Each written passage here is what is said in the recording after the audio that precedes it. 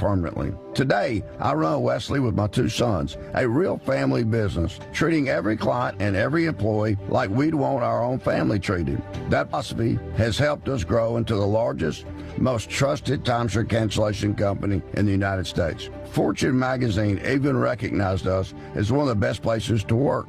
Why? Because we genuinely care. In fact, some of our former clients were so moved by their experience working with us, they joined our team so they could help others to timeshare freedom. If you're stuck in a timeshare, give us a call. Let our family help your family. Call Wesley now for your free timeshare exit kit. 800-226-5454. That's 800-226-5454. 800-226-5454. A major deal across the pond involves rival newspapers. The owner of the Daily Mail has struck a £500 million, $650 million deal to buy rival newspaper The Telegraph that would create one of the most powerful right-leaning media groups in Britain. The deal comes a week after U.S.-based private investment firm Redbird Capital Partners withdrew its bid for The Telegraph, one of Britain's biggest newspapers. Some analysts say the deal creates a right-leaning publishing powerhouse. And that's correspondent Bill Alexander. Afghanistan's Taliban government accuses Pakistan of launching overnight airstrikes in 3 eastern provinces, killing 10 civilians.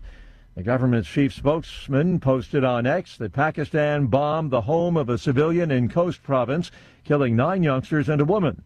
Says additional strikes were carried out in 2 other provinces as well, injuring 4 others. Pakistan's military and government deny that such strikes took place. News and analysis, townhall.com. Authorities are releasing more information about the death of a Dallas Cowboys player. Body and dash cameras show a vehicle pursuit of Marshawn Nealon reaching speeds up to 160 miles per hour. After the vehicle chase ended in a crash, a search for the NFL player continued. It included Texas State troopers, K-9 teams, and a drone before he was found dead. The 24-year-old Nealon was found with what police say was apparently a self-inflicted gunshot wound. Jason Walker reporting. A lawsuit claims that design flaws caused a Tesla Model 3 to accelerate uncontrollably before crashing into a utility pole and bursting into flames, killing Wendy Dennis and severely injuring her husband Jeff. Federal lawsuit alleges the door handle design prevented rescuers from reaching them. More on these stories, townhall.com. It's the Michael Patrick Leahy Show, broadcasting live from downtown Nashville. Now, here's Michael Patrick Leahy. Good morning, and welcome to the Michael Patrick Leahy Show. We are indeed broadcasting live from our studios at Nashville, Tennessee. It is a Tuesday morning, November 25th, 2025. It's time for the Morning Rundown, which is brought to you every day at this time by our friends at the Glock Store, glockstore.com, located just a few miles from the airport in Nashville, Tennessee. And we hope, maybe we're gonna request this of the Boring Company. Maybe they'll have a stop on the Music City Loop. They said they're gonna have 20 of them. Why not one at the Glock Store? All right, here we go. Here is the morning rundown for Tuesday, November 25th, 2025. Number 1, reports that a peace deal is brewing between Ukraine and Russia. Yeah, peace deals have been brewing for a long time. Meanwhile, they are both accelerating their attacks. We'll see. Call me skeptical on that, but hopeful. Number 2, the Tennessee 7 special general election will be held 1 week from today, December 2nd, 2025. Early voting ends tomorrow. This has got huge national attention. Millions of dollars spent on both sides, and the left is going crazy to support a crazy candidate, Afton Bain, State Representative Afton Bain. We have a whole slew of Bainiac comments. And, of course, the GOP nominee, West Point grad, combat veteran Matt Van Epps. So if you haven't voted, go out and vote today. If you live in the 7th District, vote for Matt Van Epps, the sane Republican. Number 3, more details on the seditious 6. Yeah, it looks like this is kind of a CIA style color revolution operation put together by Alyssa Slotkin, the senator from Michigan and a former CIA officer. Number 4, we'll be joined at the bottom of the hour by Tom Pappert with more details on how the early voting is going in the TN7 election and more details on all of the Democrat activists and all the money pouring in to support the Baniac. Yeah, that's our name for Afton Bain. And you think I'm exaggerating? No, we've got a whole bunch of clips about how crazy the Baniac is. Number 5, in Congress, there's fallout from the resignation of Marjorie Taylor Greene. Right now, I think it's 219 Republican, 214 D. When she's gone on January 6th, it'll be 218 to 214. What happens, the election with the special here on December 2nd is going to be very important. And, if the Democrats were to pull off an upset, 218 to 214, we'd go to 218 to 215. And, boy, that's going to be very tight, very uncomfortable. And there are rumors that other Republicans are going to resign.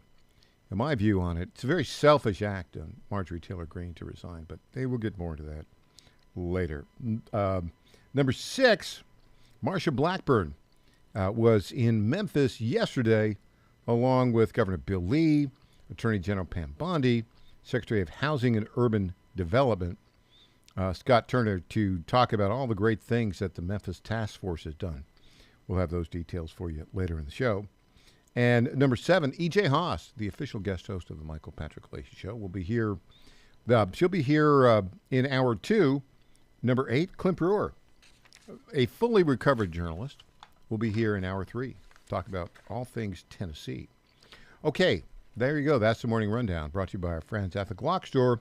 This is where we talk about my friend Len McGill, the founder and CEO of the Glock Store. You know, they've been a sponsor of the Michael Patrick Leahy Show for years now.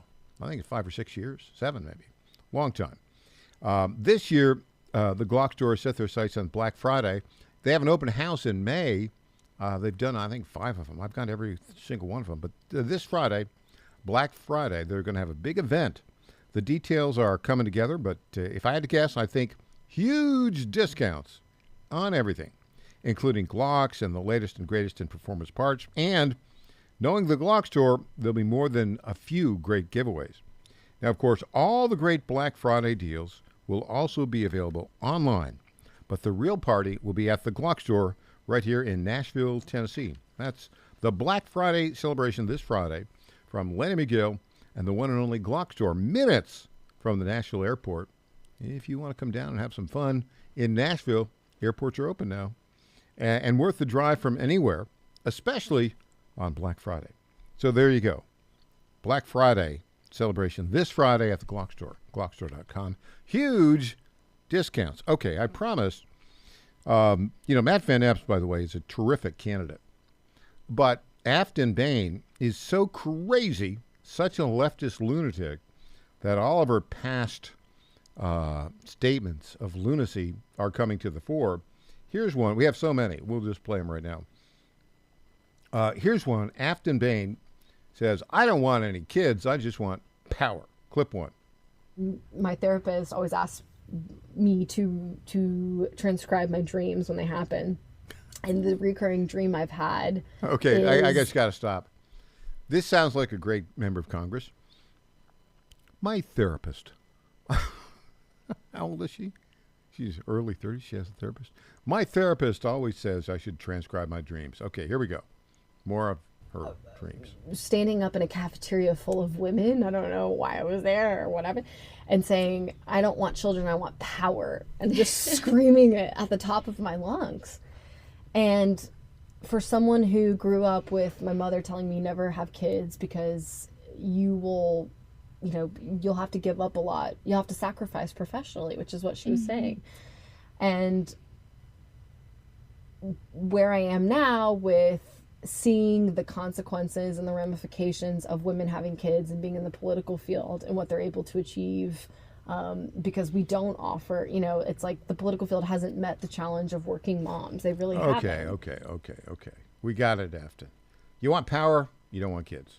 Now, Riley Gaines actually has a child. Here's her talking about Afton Bain. Clip 2. What? Here to weigh in is Outkick contributor, host of Gaines for Girls podcast, Riley Gaines. Riley, I love this story because we say Democrats hate America a lot, but a lot of them really do, and this kind of demonstrates that. But that's a clip from, a little while ago. Sam will tell me when she actually said that, but she doesn't like the city, clearly hates Nashville. That's right, Laura. She said the quiet part out loud. Let me be very clear. I am a born and raised Nashvilleian, so this breaks my heart to hear. I guess she really just woke up one morning, she looked in the mirror, and she said, I'm going to run for Congress in a city that I hate, in a state that I despise, surrounded by people that I believe are racist, stupid, and culturally beneath me. Quite the campaign slogan there. After listening to her remarks saying, that she hates the city, she hates the culture, she hates the identity, she hates the very things that makes Nashville, Nashville, how can we as Nashvillians trust that she will go to Congress and represent our best interests? Again, she hates the things that make Nashville, Nashville, but I bet you she loves the idea of sitting her self-righteous behind in a Tennessee congressional seat and collecting a paycheck that's funded by me and you, Laura. Yeah, I love the fact that she proclaims that she hates country music. So let me just get this straight. She hates country music, the engine of economic growth in Nashville. And she hates the bachelorettes. And there are a lot of bachelorette parties. I don't know what, they love going to Nashville. It's a fun city. But is she not aware of the fact that that brings a massive amount of capital into Nashville? Or does she okay. Now, it's easy to make fun of Afton Bain. But when Tom Pappert comes in at the bottom of the hour, we make fun of her all we want, but the Democrats are getting out the vote, and there are a bunch of lunatics in Nashville that are supporting her. Speaking of lunatics, we'll see how she was a lunatic in Governor Lee's office a few years ago. Back after this on Michael Patrick Leahy.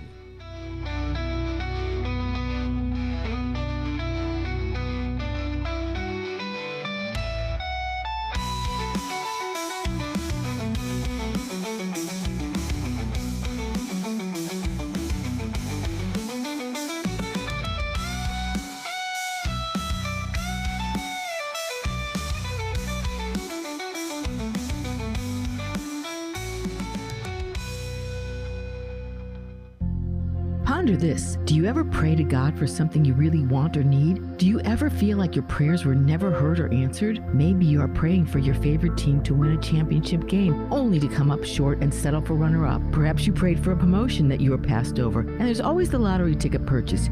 Praying for a winning $1 million ticket? In these circumstances, you might feel like your prayers were not heard or answered. Don't be discouraged. Your prayers were heard and answered, just that the answer was no. You see, the Lord answers prayers in the same way a good father answers requests from his children. Even Jesus was turned down in the prayer to his Father, requesting to let the pain and suffering from the cross pass from him. However, the Lord added to this request, "Not my will, but thy will be done." With every prayer of petition, consider ending it in this manner: "Not my will, but thy will be done." The Lord hears and answers all prayers. It's just that sometimes he says no. I'm Susie Kelly, and I am passionately Catholic.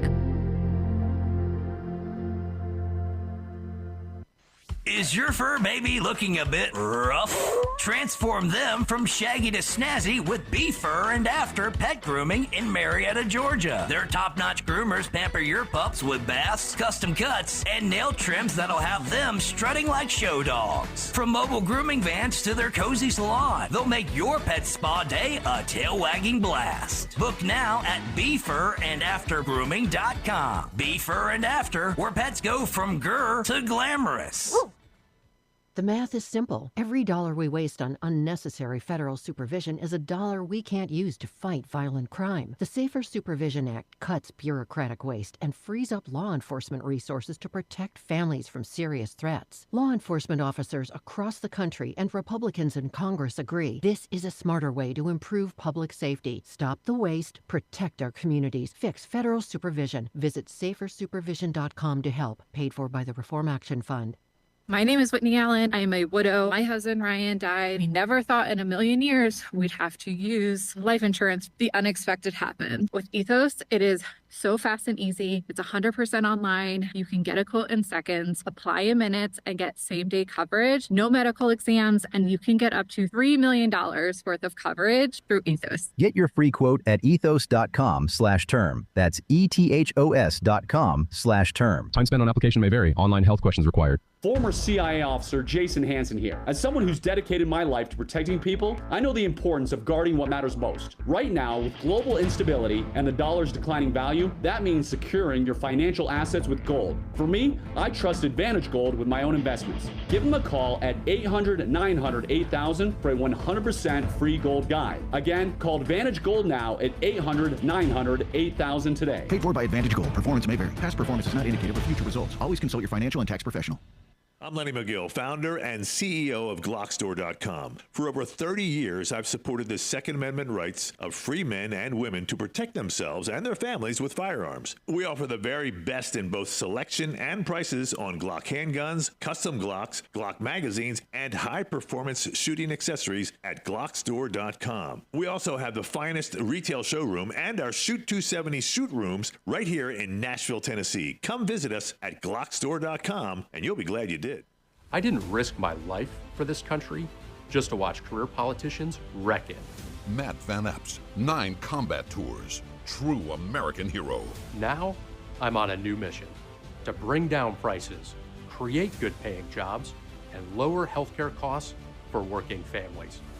I'm Matt Van Epps, and I approve this message to fight for America, because that's what I've done my whole life. Matt Van Epps for Congress. Paid for by Matt Van Epps for Congress. This is State Senator Mark Pody. Government is limited to what it is supposed to do. One of the things that is critical that we're supposed to be working on is transportation. Here in Middle Tennessee, our roads need more help. As your state senator, we are focused on getting more money reoccurring without a new tax increase for our roads here in Tennessee. This is State Senator Mark Pody. Paid for by Campaign for Mark Pody, Christina Hibden, Treasurer. Welcome back to the Michael Patrick Leahy Show. Now, here's Michael Patrick Leahy. Welcome back. Our phone number is 615-814-2848. 615-814-2848. If you want to call in, here's the topic for this segment. The crazy leftist Afton Bain and the insanity of the Democrat Party, combined with, I don't know, an odd sense of not really focus, shall we say, from the Republican Party on this. And is it the case that even though she's insane and a leftist and is fun to make fun of, are the Democrats filled with crazy people who don't understand or care about America, and are they going to get out and vote? We'll see. Back to the insanity of the Democrat nominee for the Tennessee 7 special election, the general election, to be held 1 week from today. She's she's running against Matt Van Epps, a West Point graduate with, I think, 8 combat tours in Iraq and Afghanistan, formerly worked in the Bill Lee administration here. This 7th congressional district was represented for years by Mark Green. He resigned, and former chairman of the Homeland Security Committee. He resigned. The district includes about 25% of the district is sort of the western half of Nashville, Davidson County. 25% is Montgomery County, which is where Fort Campbell is. 25% is in Williamson County, the affluent suburb just south of Nashville, and then about 11 rural counties. Now, what's interesting about this is a battle, and we'll talk with Tom Pappert about how early voting is going. But caution in this, just because there are so many clips that are being shared nationwide about what a lunatic Afton Bainiak is. And it's fun to watch him because you see her lunacy on full display. Doesn't mean that she's not going to be close in this election. In fact, it's going to be a close election, I think. And we'll explain a few of the reasons why. Here is a clip of Afton Bain sobbing and crying in 2019 when she went to Governor Bill Lee's office as part of a activist demonstration. Let's play this clip right now.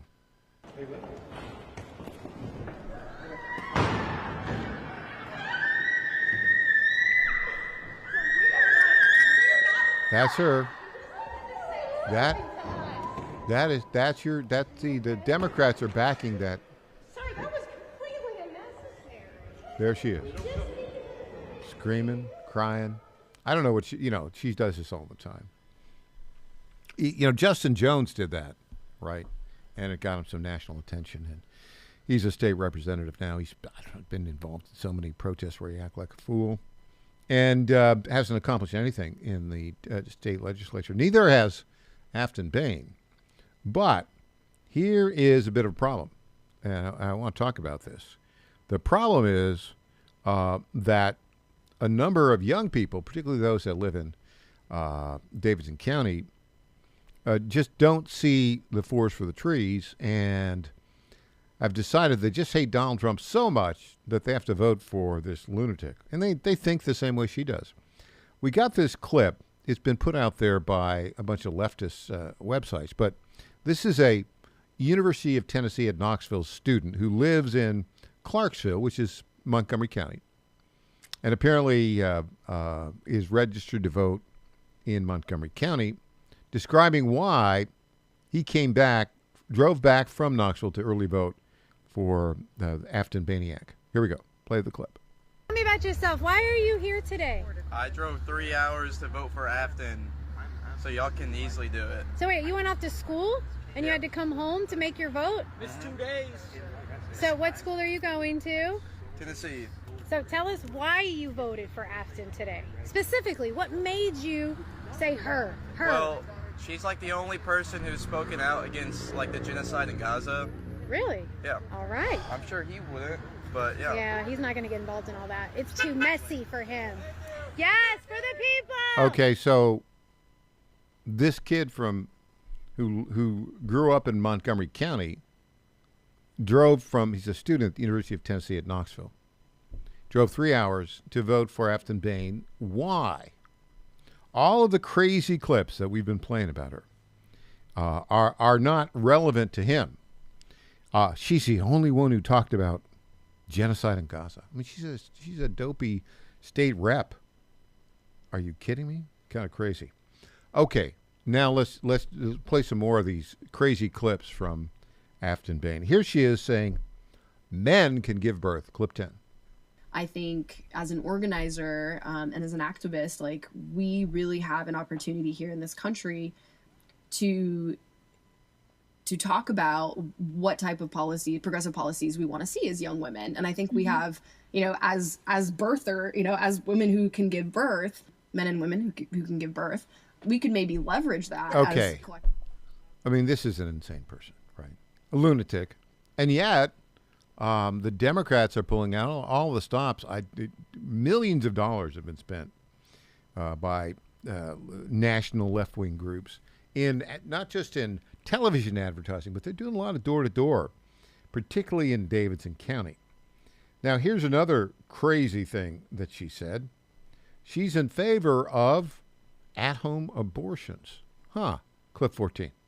We are really living in a dystopian reality. I tell you, ladies and gents, it's not great. But I want to. What is the positive, if there is a silver lining? So what this does not mean for Tennessee is that groups on the ground will continue to provide training in terms of self-managed abortions. And so instead of going to a doctor, because we won't have any doctors that provide abortions, how do you do it at home?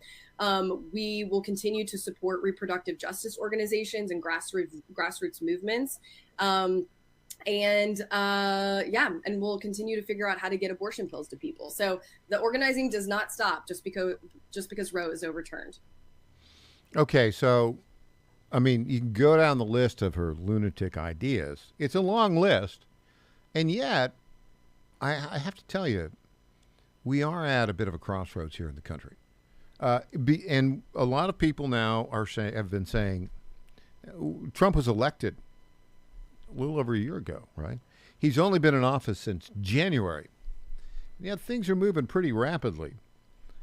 And we've got a very concerning development, I think, among urban America, and particularly younger people in urban America, who take everything the country has created for granted, and they actually kind of despise it. Now, why that's the case, there are a number of reasons. A lot of it has to do with our biased propaganda in our K-12 and collegiate education system. That's part of it.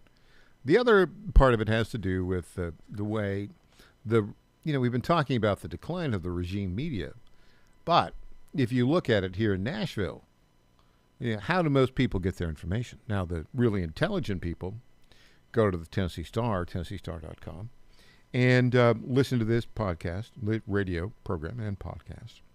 But there are a lot of these mainline regime television stations still in town, and a lot of people get their news from them, and they are not at all interested in getting to the truth on many stories.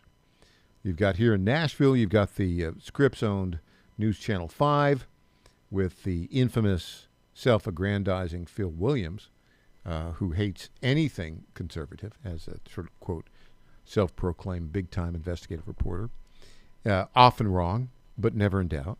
Then you have WKRN, which is owned by Nexstar Media, the ABC affiliate, and then WSMV, the NBC affiliate, which is owned by Gray TV. All of them kind of are in lockstep in terms of being anti-conservative. Now, when we come back, this is going to be very important.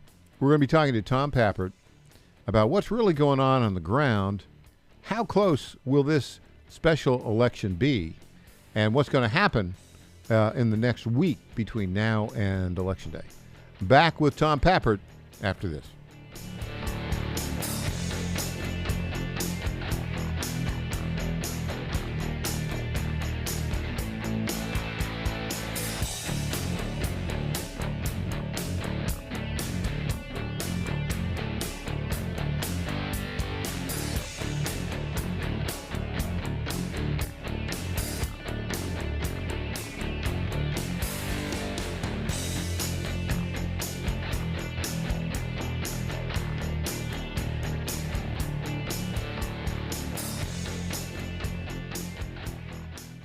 Now more than ever, it's imperative to support companies that share our conservative values. That's why I can't be more excited to tell you that I've switched my family to Patriot Mobile. Patriot Mobile is America's only Christian conservative wireless provider. When you switch to Patriot Mobile, you shift your support away from the leftist, woke, progressive agendas of Big Mobile. Patriot Mobile's wireless service works perfectly and seamlessly as you go about your lives with exceptional nationwide coverage that uses the same towers the main carriers use. Patriot Mobile donates a portion of every dollar earned to causes you care about, to organizations that fight for religious freedom, First and Second Amendments, sanctity of life, and the needs of veterans and first responders. Patriot Mobile has plans to fit any budget, along with great discounts for our veterans and first responder heroes, as well as multi-line users. Switching is easy. Just go to patriotmobile.com/Godzilla or call their U.S.-based customer service team, 972-PATRIOT. That's 972-728-7468. Use offer code Godzilla for free activation. Did you ever stop and think, why do the wealthy pay less taxes than we do? One reason, they take full advantage of the IRS tax code. Today's tax code is over 2 million pages. Who can read that? Remember the 2016 debate with Hillary Clinton? When asked why he doesn't pay more taxes, President Trump had the perfect answer. He said, if you don't like the current tax code, change it. I follow the very laws that you wrote. That's where Julio Gonzalez and his company, Tax Engineered Services, comes in. Julio's team looks at your taxes after they're done, but before you file them with the IRS. He doesn't get between you and your accountant. He reviews your taxes, makes his recommendations, and only gets 5 to 10% of what he saved you. No money up front, no cost. It's tax literacy for MAGA. He also sees what grants you may qualify for. For more information, text ETS to the number 26786. That's ETS to 26786. Text now. The John Fredericks Radio Network is your home field advantage for Pittsburgh Steelers NFL football. Every play, every game, all season long. Looking left and right, takes it, drops. Waits, turns and fires, and this one is caught for a touchdown in the front of the end zone, and it's Max Sperlman. John Fredericks Network is your home for Pittsburgh Steelers football. Hit johnfredericksradio.com/sports for schedule and game time. Is your pet ready for some possum fun? At Creekside Pet Hotel in Kennesaw, every day is a tail-wagging adventure. Whether they're romping with friends in day camp, enjoying a staycation in our cozy boarding, or getting pampered in our luxury spa, we make sure every furry guest gets the royal treatment. Happy pets, wagging tails, and the best care. What more could they ask for? Book your pet's perfect getaway today at creeksidepethotel.com or give us a call at 770-422-4700. I'm Matt Van Epps, and I approve this message. Meet woke liberal Afton Bain. This is great. We've got our girl squad, and we're bullying the ICE vehicles and state troopers. So this is a win. Afton Bain, so woke she thinks it's a win to harass police. This is great. We've got our girl squad, and we're bullying the ICE vehicles and state troopers. So this is a win. Woke liberal Afton Bain. When she wins, we lose. Paid for by Matt Van Epps for Congress. My fellow Americans, I have to tell you about my good friends at D.T. McCall & Sons. They have furniture and appliances and a lot more. They've been family-owned in Middle Tennessee for over 100 years, and they're not going to rip you off. No hidden charges, no delivery charges. No charges for all of the crazy things. These are sick people at the lumber yards. These are very sick people. They charge you for cords and hoses and haul off. They charge you for all of these things. They call them hidden charges. It's the type of surprise that you don't want to see. It's like an October surprise, but it's worse. D.T. McCall & Sons, they're not going to do that. They're great people. They're going to give you a great deal. With locations in Lebanon, Carthage, Lafayette, Cookeville, and Franklin, D.T. McCall & Sons will give you the deal of your life. Check them out today or go to dtmccalls.com. Impersonator not endorsed by Donald Trump. Welcome back to the Michael Patrick Leahy Show. Now, here's Michael Patrick Leahy. And welcome back to the Michael Patrick Leahy Show. We are joined on our Zoom Newsmaker line right now by Dow Prize winner for the best local journalism in the country, Tom Pappert, lead political reporter for the Tennessee Star and the Star News Network. I think you'll never get tired of hearing that, right, Tom? It's going to take many years, Michael. Hopefully by the time we win our next Dow Prize. Next year, I think we're going to compete in multiple categories, not just local journalism. We're going to go for the big prize. Tom, I want to put this TN7 special election in context. It's going to be a week from today. Early voting ends tomorrow. And if you're a Republican and you live in the 7th Congressional District and you haven't voted yet, get off your duff and go out and vote. It's going to be uncomfortably close, I think, for reasons we'll get into here in a bit. And again, the 7th Congressional District was represented by Mark Green for many years. He won it by like 20 points. But it's a special election, meaning all of the Democrats' national resources are focused on it. And they have a bit of the energy that comes from leftist craziness in the form of Afton Bain. And we've had a lot of fun listening to all of her crazy comments, which are beyond crazy. But having said all that, this is going to be a close race. And I'm sorry to say that, but it is.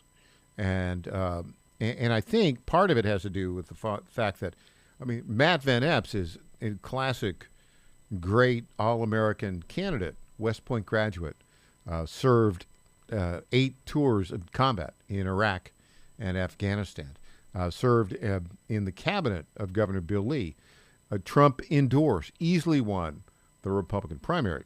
Afton Bain, on the other hand, is a I call her a Baniac leftist.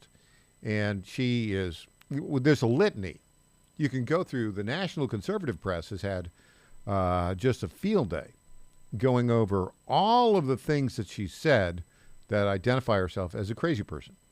And I don't want to kind of get into all of them now, but every day there's a new one. But as it turns out, you know, people that watch Fox News that live in Virginia or Maryland or, you know, California don't vote in this special election. It's, 25% is Davidson County, Nashville. 25% is in Montgomery County, up in Fort Campbell area. 25% is in Williamson County. And you got 11 rural counties. So those are the people that are going to matter. They've been just hit with an onslaught of special interest ads supporting Afton Bain and focused on one issue. Now, the criticism is very obvious that she's a left-wing lunatic, a Baniac, if you will.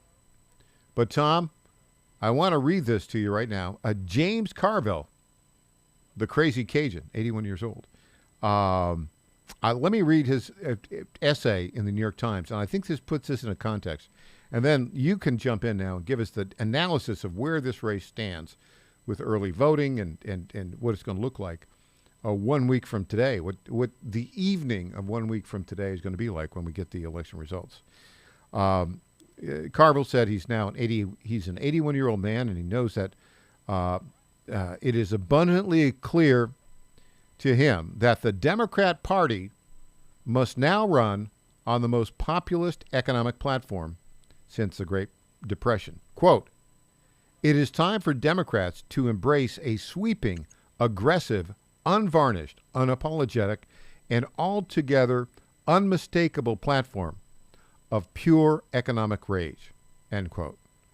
Now, having said that, is this the strategy Afton Bain's embracing and all the Democrats?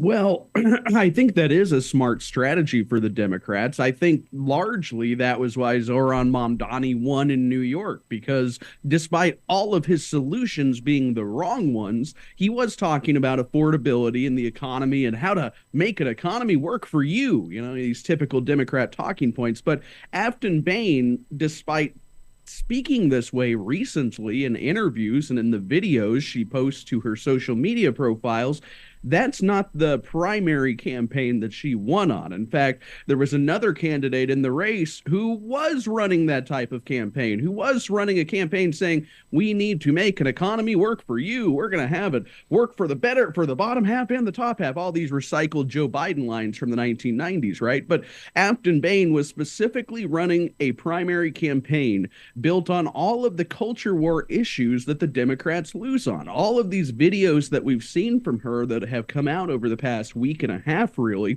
that's who she really is. That's who she was elected as. And I think what she's benefiting from right now is an effort by the Democratic Party and, of course, the left-wing media, some of it at least. Some of it's been a little bit honest with the Baniac. But what she's counting on is and benefiting from is sort of a cover-up. She's being astroturfed into a pure economics candidate when we all know, anybody who's followed her, that she's a Baniac. But the question, of course, becomes the people in the district who may have only started paying attention in the last week or so, what story are they getting? Yeah, I think that's the key.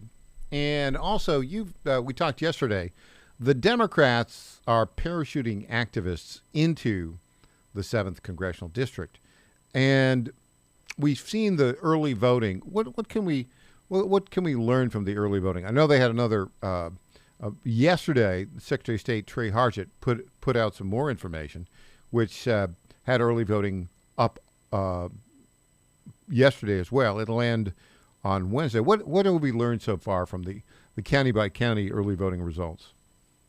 Well, so far, Michael, it's been a little bit of what we expected with a couple surprises. Of course, Nashville, the Democratic stronghold, part of it is in this district, has been outperforming what folks have expected. This is a good sign for the Baniac. This means that she is going to narrow the gap from a 20-point Republican victory last November. Well, I don't think you're going to be seeing 20 points when you have potentially, I think it's the most votes in the district are coming out of Nashville. Nashville as of the latest data. That's at least Davidson County. What's interesting, though, Michael, is Williamson County, of course, one of the suburban districts or counties in the district, I should say, also seems to be coming in strong with about 9,000 ballots. That's versus about 13,600 from Davidson. Williamson County is a Republican stronghold, of course, but I do worry it's been beset by some sort of infighting over the past couple years. Meanwhile, Afton Bain, if you actually look at the primary results,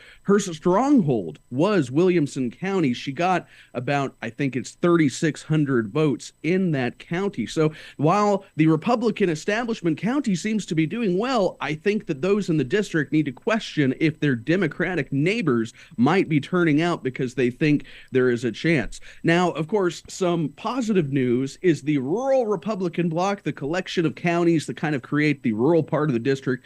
They are also performing a little bit more strongly than expected. It's typically Republicans that vote in this area. About 18,800 votes have come from the rural areas. What this is going to come down to is exactly what is happening in Williamson County. Who is casting the votes? Is it the reliable Republicans, or are there Democrats turning out? And then exactly how many Democrats in Davidson County, where the Democratic Party, the DNC, claims that they're contacting 40,000 people a week for the Baniac, how many people in Davidson County are really going to turn out to vote for this crazy woman? Yeah. So we've got the election early voting totals from Monday already reported, and they've gone up. They went up 8,383 votes across the district. That's the largest single day of voting. They've been about 12 days of early voting. Tomorrow will be the last. Total votes cast 63,205. Now let's go to Davidson County. Davidson County, as of early this morning, 15,529 votes cast in Davidson County. Yesterday, 1,879 votes cast, which is down from what it had been on Saturday.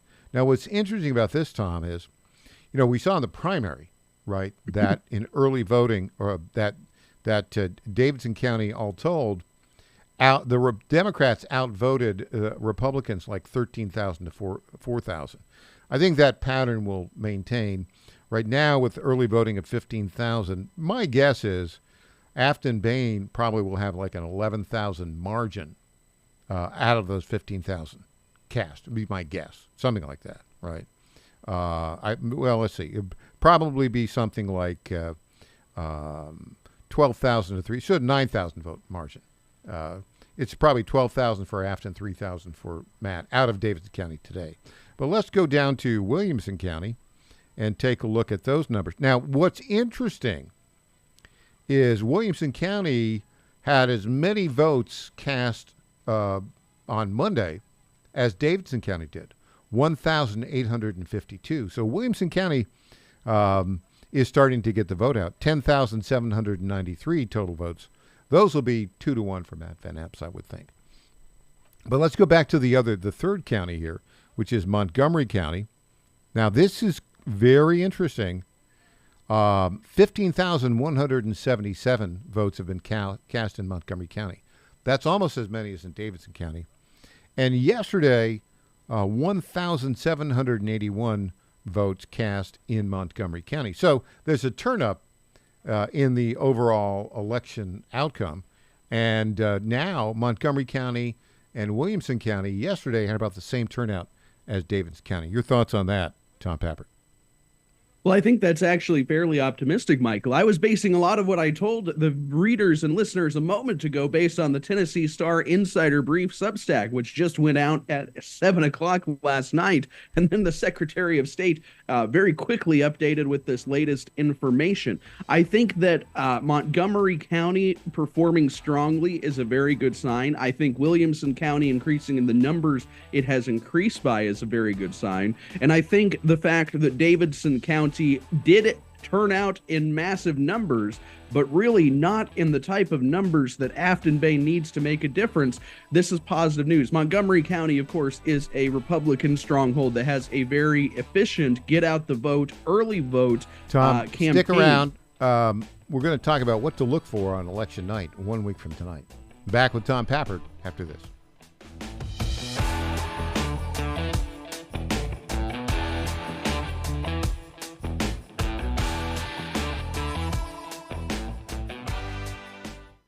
Each of us is born with 30 trillion cells that make us.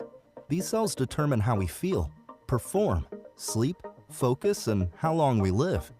And to live our best life, all we have to do is feed our cells properly. But most supplements don't reach our cells, keeping us from reaching our full potential. Make every cell count with Healthy Cell. Founded with a mission to empower people to take control of their own health at the most fundamental level, the cell.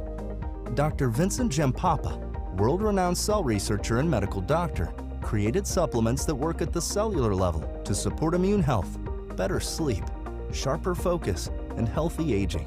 Go to healthycell.com and use code GODZILLA for 20% off your first order of any product. That's healthycell.com, HEALTHYCELL, and use code GODZILLA for 20% off.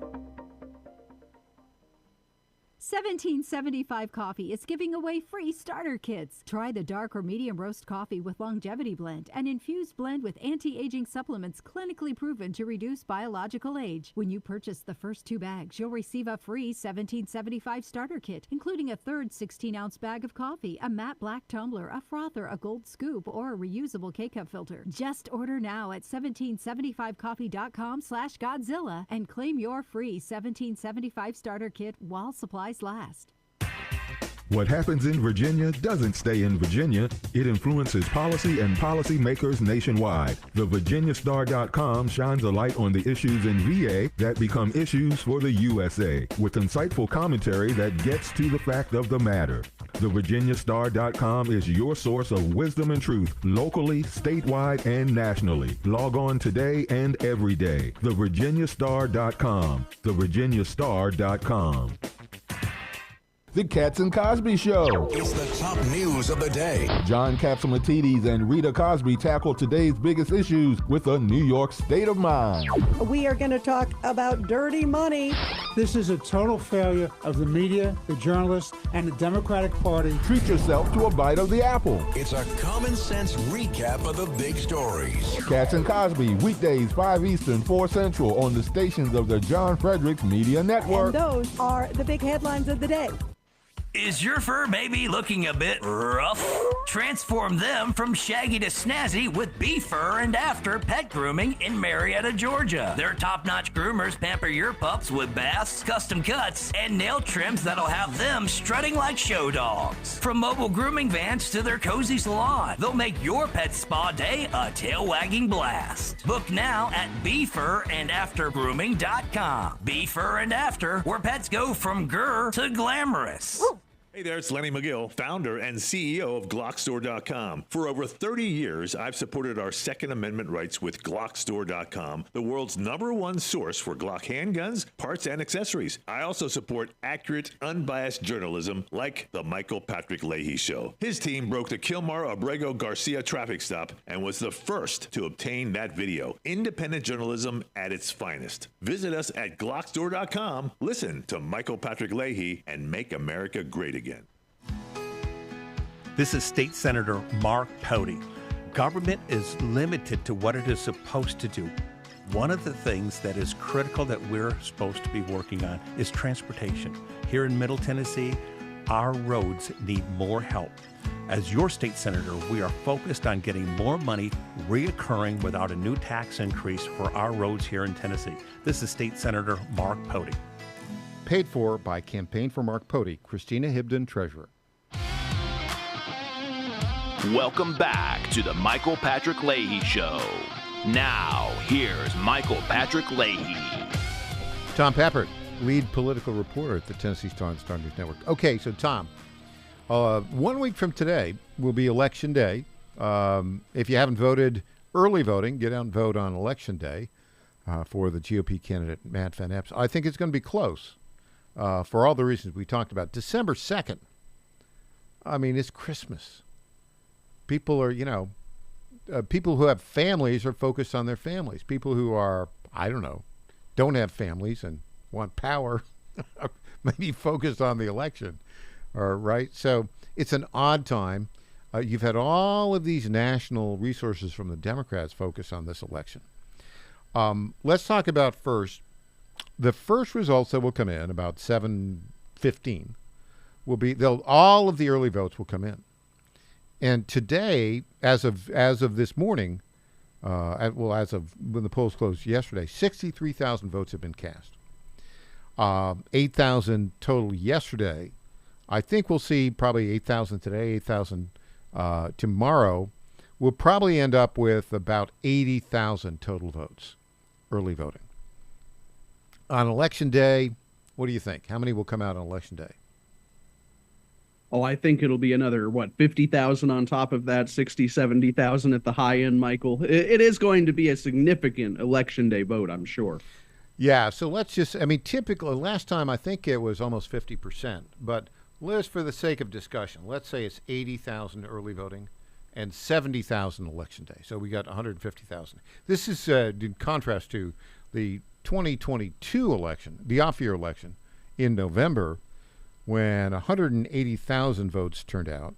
Mark Green got 60% of those. Odessa Kelly, who basically had a non-existent campaign, got 38% of those. Afton Bain has a very active campaign, lunatic that she may be. And so they're focused on, affordability, get the vote out, economic populism, et cetera, in the general election. What are we going to see? What are the numbers going to say, Tom? What are the 80,000 votes going to say, and how do we analyze that? When we look at those results, 7:15 p.m., December 2nd, 1 week from today, what do you think it's going to show? Well, Michael, at this point in time, unless the Republicans in the district get out an early vote in massive numbers today and tomorrow, you have until the day before Thanksgiving, I think what's going to happen at 7:15 p.m. is you're going to want to stay off Twitter, because it's going to immediately come back and say, Afton Bain pulls ahead in the early voting. She's ahead 60% to 40. And for a brief moment, the Democrats are going to think, wow, did we actually pull this off? And only when the Election Day voting comes in will the margins begin to get much slimmer. I predict at the end of the day, Matt Van Epps will walk away the victor, probably in the single digits, after the district was won by Republicans in a 20-point landslide just last year. But I think it might be a nail-biter for those brief moments between 7:15 and maybe 7:45 when the Election Day vote starts coming in. Yeah, what I don't know is those 80,000 votes, the early votes. A number of people have said, I was listening to Scott Desjardins today, he said, don't be surprised if Afton Bain is in the lead after the early votes come in, because they've done all of this, get out the vote activity with all the activists that have been parachuted in. I do think this, though, if you see on election night, when the early votes come in, that Matt Van Epps is either, tied or has a slight lead or is, behind by a couple points, I think it'll be a fine night. And Van Epps will win by high single digits. However, if it's 60-40, buckle up, because it'll be a long night. If it's 60-40, out of that 80,000, you're looking at, a deficit of about 16,000 votes.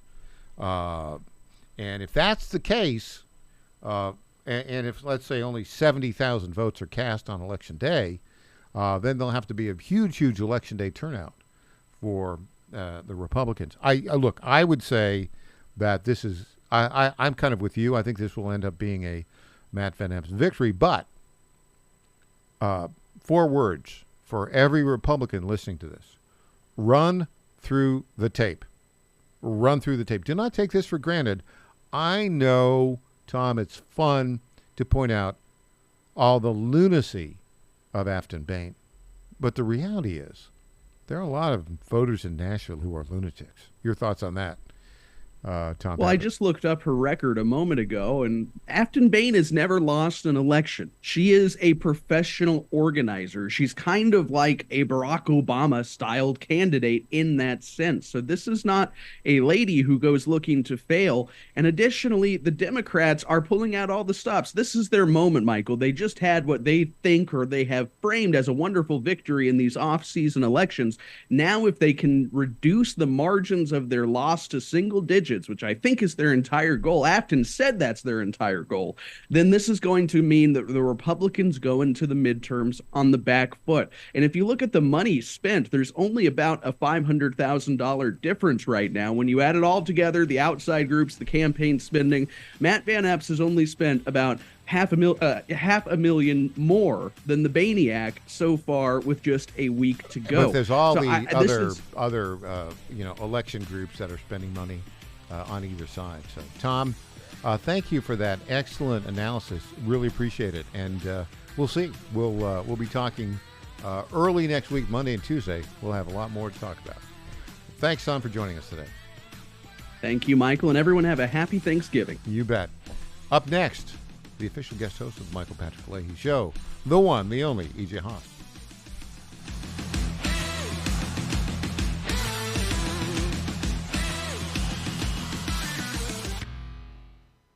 In 2008, the amount of concentrated time people could spend on a task without becoming distracted was 12 seconds. 5 years later, it was only 8 seconds, 1 second less than a goldfish. If you're often distracted or have trouble recalling information, you're likely to fall behind in the demanding, fast-paced 21st century. In other words, brain performance is more critical now than ever. Boost your brain power with Healthy Cells Focus Plus Recall. Science-backed nootropics to help you sharpen focus, concentrate longer, enhance recall, improve mental speed, learn rapidly, and be more alert. It's a pill-free brain supplement made with maximum absorption ingestible gel technology, designed to feed your brain at the cellular level. Take it for a test drive. Go to healthycell.com and use code GODZILLA for 20% off your first order of Focus Plus Recall. That's healthycell.com, code GODZILLA for 20% off. Trump 2.0 is in full effect. How do you keep up with all the action? I'll tell you.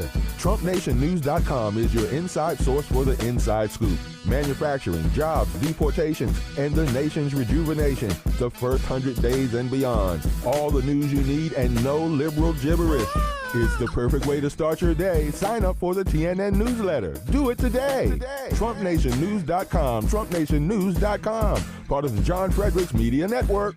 John Fredericks loves his radio and TV audience, but did you know how to follow the Godzilla of Truth wherever you go? Download the John Fredericks Radio Show app to listen live nationwide. For the daily chit-chat, Trucking the Truth, download the Getter app and join the morning fun on Getter Live from 6 to 10 a.m. Follow John Fredericks on Getter, Truth Social, or Twitter at JF Radio Show. This is WJFN Goochland, Bonaire, Chester, and WJFV Portsmouth, part of the John Fredericks Media Network. Breaking news this hour from Town Hall. I'm Rich Thomason. Attorney General Bondi is vowing to appeal a judge's ruling dismissing criminal cases against former FBI Director James Comey and New York Attorney General Letitia James. A federal judge concluded that the prosecutor who brought the charges at President Trump's urging was illegally appointed by the Justice Department. It's a sharp rebuke of the Trump administration's efforts to target the president's political opponents. The judge's order deals exclusively with the appointment of Lindsay Halligan as U.S. Attorney. She was a former White House aide with no prior prosecutorial experience and was tapped to lead one of DOJ's most elite offices. Greg Clugston, Washington. The White House is lashing out at those Democratic lawmakers who produced a video urging military service members to disobey presidential orders. You can't have a functioning military if there's disorder and chaos within the ranks, and that's what these Democrat members were encouraging. It's very clear. White House Press Secretary Caroline Leavitt. The Pentagon is investigating Senator Mark Kelly's role in the video. Kelly is a retired Navy captain who could face court-martial proceedings. In the video, the lawmakers speak of illegal presidential orders, but when pressed on the issue, none could identify any such orders. White House says that's because there were no illegal orders. Sales at retailers, restaurants up a bit in September. Resilient consumers moderated their spending after splurging over the summer. Commerce Department says sales rose 0.2% last month from August. Russia launched a massive drone and missile strike on Ukraine's capital, Kiev, overnight. At least a half dozen people were killed. A Ukrainian attack in southern Russia left 3 people dead there. On Wall Street, stocks are mixed. The Dow is up about 307 points, while the Nasdaq is 71 points in the red. More on these stories at townhall.com. Which varies by plan. View contracts and exclusions at endurancewarranty.com. In sports, it's the dream team. And if your car is out of warranty, there's a team for that as well. You, the driver, your mechanic, and Endurance to pay for the repair bills. I'm Danica Patrick. In the past 5 years, auto repair costs have gone up over 36%. And if your manufacturer's warranty is expired, you'll have to cover it all. With an Endurance auto protection plan, no matter what the mileage, if your car is under 20 years old, Endurance can get you covered on the engine, electrical system, transmission, AC, and more. Endurance has plans for any budget. Repairs can be done by the certified mechanic of your choice. Plans cover 24/7 towing, battery jumps, fuel deliveries, tire changes, and lockout services. Act now and get the benefits of our Elite plan, a $2,000 value at no extra cost. With Endurance, you could never pay for covered auto repairs again. So call now for your free quote. Call 800-454-4558. That's 800-454-4558. 800-454-4558. Afghanistan's Taliban government has accused Pakistan of launching overnight airstrikes in several eastern provinces. A social media post from the Taliban spokesman Zabiullah Mujahid said a Pakistani airstrike on a residential building in the Khost province killed 9 children and a woman. He also wrote about air attacks in Kandahar and Paktika, in which he said a number of civilians had been injured. There has been no confirmation of the airstrikes from Islamabad. On Monday, at least 3 Pakistani soldiers were killed in a militant attack on the headquarters of a government paramilitary force in Peshawar. The BBC's Sanjay Dasgupta.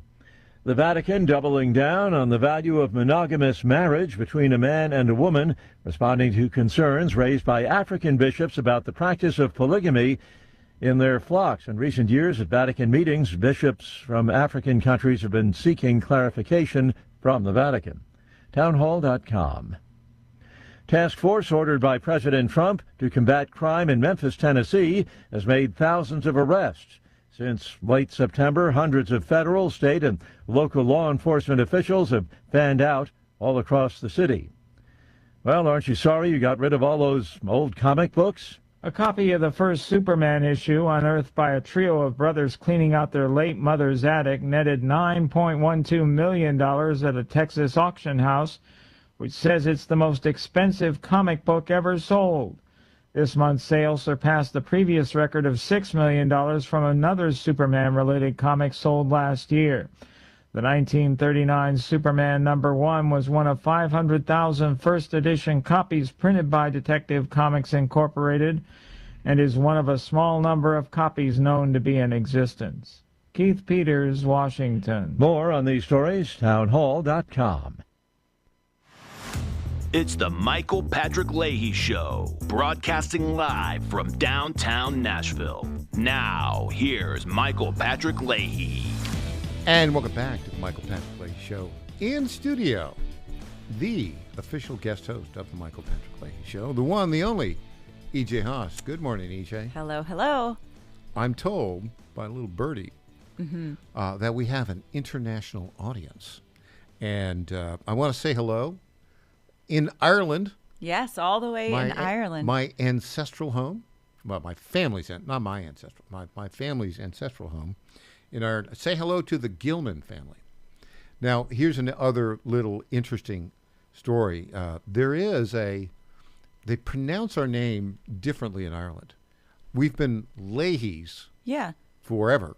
But in Ireland, for some reason, they say Leahy. Okay. There's some linguistic thing that happened between when my family came over in the late 1830s from County Tipperary to the States and then up to Canada. Something happened linguistically. I don't know exactly what it was.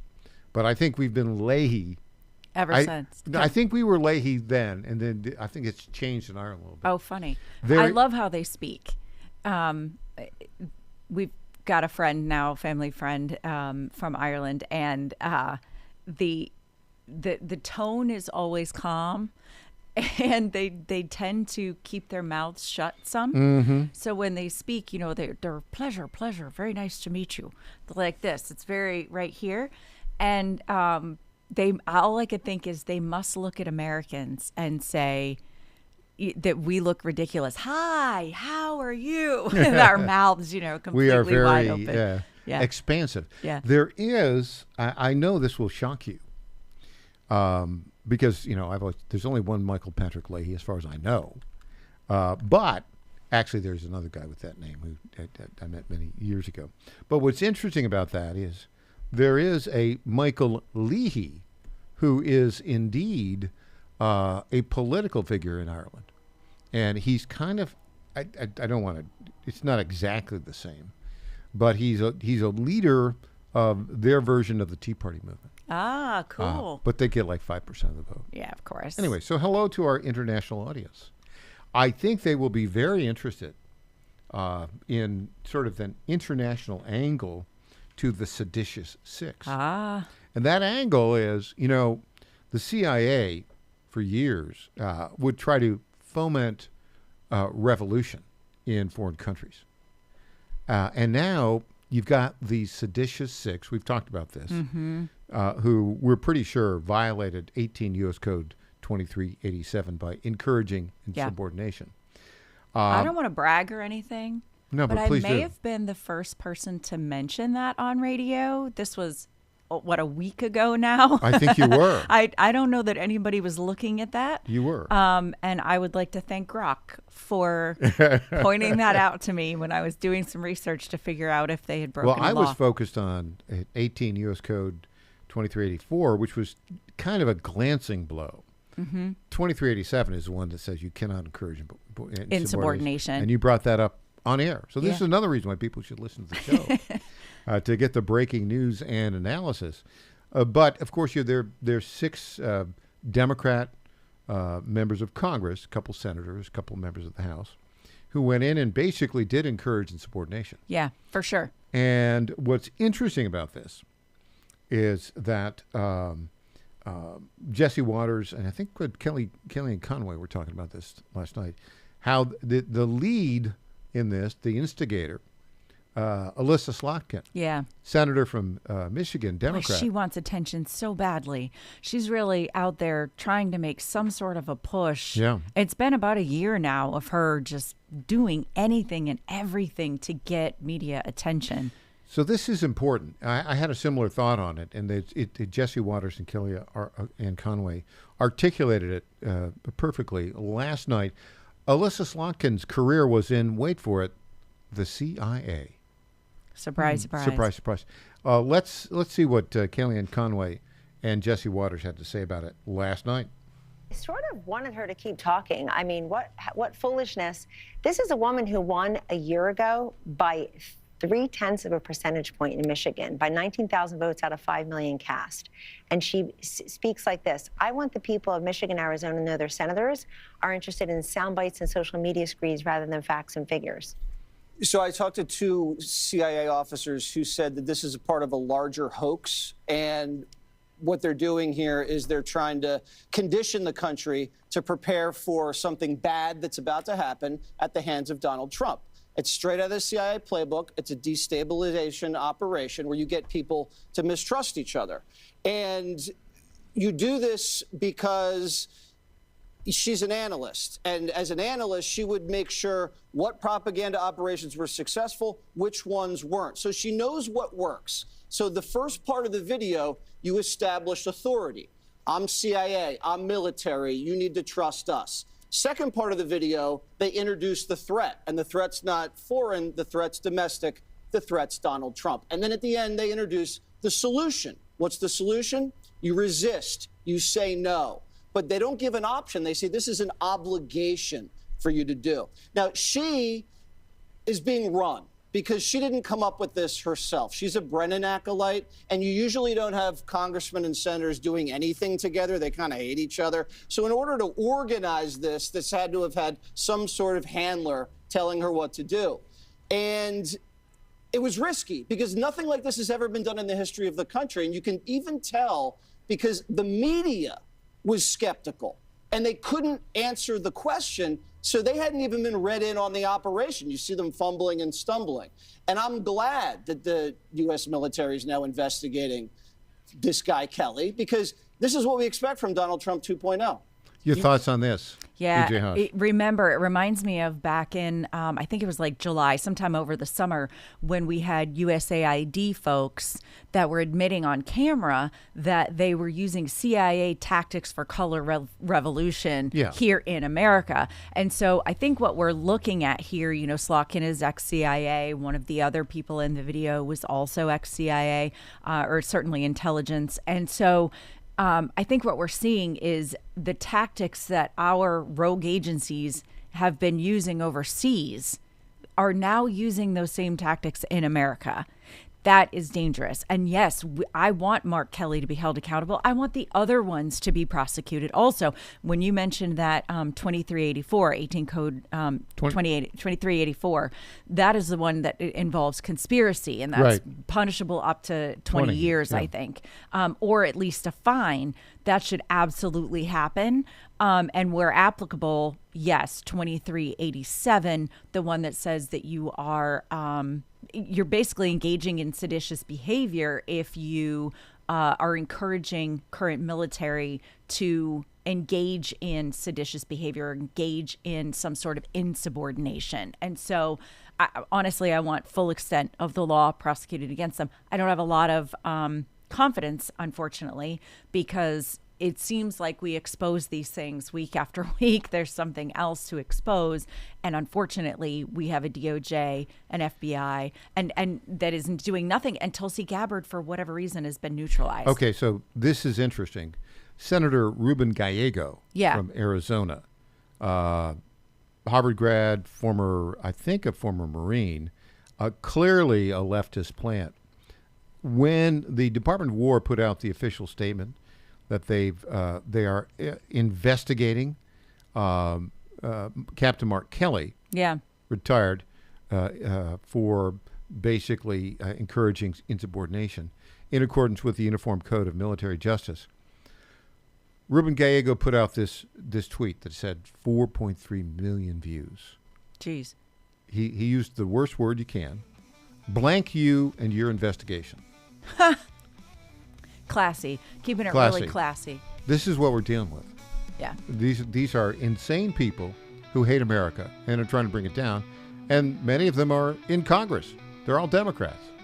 Back with more after this.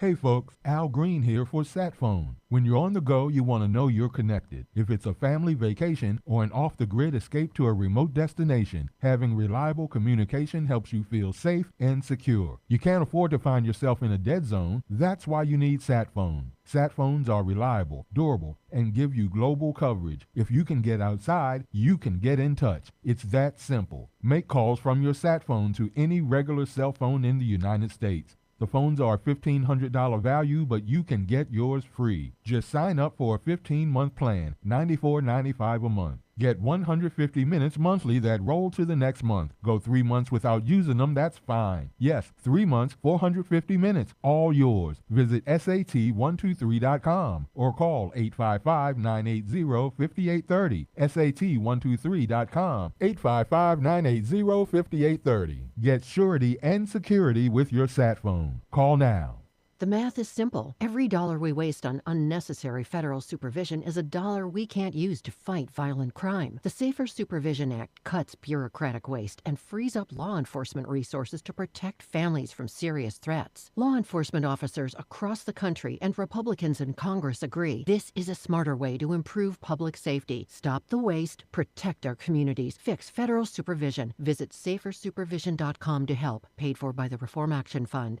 Cold weather is here, and it's only getting colder. When you want instant whole room warmth, you go with Eden Pure, a trusted name for years on my show. Now they've done it again with the Eden Pure Gen 40 Plus infrared heater. This powerful compact unit gives you fast, even heat you can feel in seconds.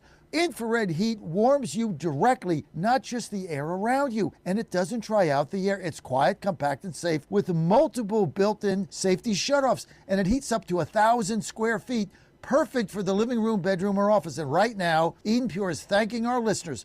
The Gen 40 Plus normally sells for $224, but Eden Pure is giving our VIP listeners an additional $50 off, bringing it to just $174. That's right, only $174 for state-of-the-art infrared heater. Now, this is a limited time offer with a strict limit of 3, and supplies are moving fast. So go to EdenPureDeals.com, use promo code Godzilla50. EdenPureDeals.com, promo code Godzilla50. Get in. We're stealing homes. We're not like those other home criminals that steal your stuff. We steal your hard-earned home equity. We find your property online from the public record. Got it. Create a deed transfer that makes us the homeowners. Got it. And borrow tons of cash against your equity, and you won't know till the foreclosure notice hits months later. Just go to HometitleLock.com/Godzilla. Protect yourself. I'm Lenny McGill, founder and CEO of GlockStore.com. For over 30 years, I've supported the Second Amendment rights of free men and women to protect themselves and their families with firearms. We offer the very best in both selection and prices on Glock handguns, custom Glocks, Glock magazines, and high-performance shooting accessories at GlockStore.com. We also have the finest retail showroom and our Shoot 270 shoot rooms right here in Nashville, Tennessee. Come visit us at GlockStore.com, and you'll be glad you did. I didn't risk my life for this country just to watch career politicians wreck it. Matt Van Epps, 9 combat tours, true American hero. Now, I'm on a new mission to bring down prices, create good paying jobs, and lower healthcare costs for working families. I'm Matt Van Epps, and I approve this message to fight for America, because that's what I've done my whole life. Matt Van Epps for Congress. Paid for by Matt Van Epps for Congress. This is State Senator Mark Pody. Government is limited to what it is supposed to do. One of the things that is critical that we're supposed to be working on is transportation. Here in Middle Tennessee, our roads need more help. As your state senator, we are focused on getting more money reoccurring without a new tax increase for our roads here in Tennessee. This is State Senator Mark Pody. Paid for by Campaign for Mark Pody, Christina Hibden, Treasurer. Welcome back to the Michael Patrick Leahy Show. Now, here's Michael Patrick Leahy. Well, E.J. Haas, official guest host of the Michael Patrick Leahy Show. I think the evidence is pretty clear. The Democrats have gone full French Revolution. Yeah. Without question. I keep asking, what's the end game? What's the goal of all of this, right? So say they get the military to stage a coup against the current president. There's chaos and violence across the United States. We lack, coherent leadership. Hegseth is out. Then what? I mean, do they think they're going to waltz in and everybody in America is just going to be like, oh, thanks so much for doing that. Now we're ready to just follow whatever rules you want. Not in Tennessee, I'll tell you that. But that's nonsense. Yeah. These people aren't looking beyond their nose. So it leads me to believe that they are being handled by people who want a much, much bigger picture. Like a John Brennan type and George Soros. Like a New World Order kind of thing. Right. It has to be, and these people are so dumb. These 6 are so ridiculously stupid that they fell for it and they're being used as tools for the ambitions of other people, obviously in some sort of global plot, because it doesn't make sense any other way. This was all kind of coordinated, and the script was apparently shared with a number of senators, and there was a plan to get those the 6 that were there were who had some either CIA or military background, and then the plan is to have the rest of them come on in and say, bad man Trump. Yeah. Have you noticed, though, a whole bunch of Democrats are not touching this with a 10-foot pole. They did see that the media blitz that came following this video being released, Slotkin, even Mark Kelly, they weren't able to articulate the purpose of the video. They really couldn't tell you, well, for what reason would you put this video out? Is there an illegal order that Donald Trump has given? Can you give us an example of an illegal order? They couldn't do that. They actually referred back to, I'm sure you heard Slotkin refer back to Hollywood movies. Yeah, as A Few Good Men, example. which is, by the way, just illustrates how insane they are, because I looked into that. It was a Hollywood movie. Tom Cruise starred in it, Jack Nicholson. It was fictional. Truly great movie, though. But based upon a particular story. Correct. And that was true. Apparently, the writer of the play, Aaron Sorkin, the guy with West Wing, his sister was a JAG officer who went down there, and the story is very different. As it turns out, in the movie, the guy who got code redded by the Marines died. Yeah. Right. And the code redders were dishonorably discharged. But in reality, what happened is there was no order from any commanding officer. 10 guys said this one particular Marine is a problem. Let's pull this code red on him, and they harass him. The guy didn't die; he survived. And in the trial, they were found guilty of lesser charges, but allowed to stay in the Marines and be honorably discharged. There was no illegal order from the president. There was no illegal order from the commanding officer there. There was no illegal order from their commanding colonel. Sure. Right. But these people live in a fantasy world. I mean, really, particularly Democrats, but Republicans are just as guilty. They get to Hollywood they get to D.C. and it's their version of Hollywood. Yeah. They get there because they want to be famous. And so many of them are this way. They want to be recognized. Alexandria Ocasio-Cortez is a perfect example of that. She was an actress and just wanted, fame and fortune and recognition and to be on the media all the time. Many of them are like that. And so, when Slotkin refers back to a Hollywood movie, and of course, most Hollywood movies take a real story and embellish on it, but I'll promise you, she doesn't know the real story. I bet you she doesn't even know that it was based on a true story.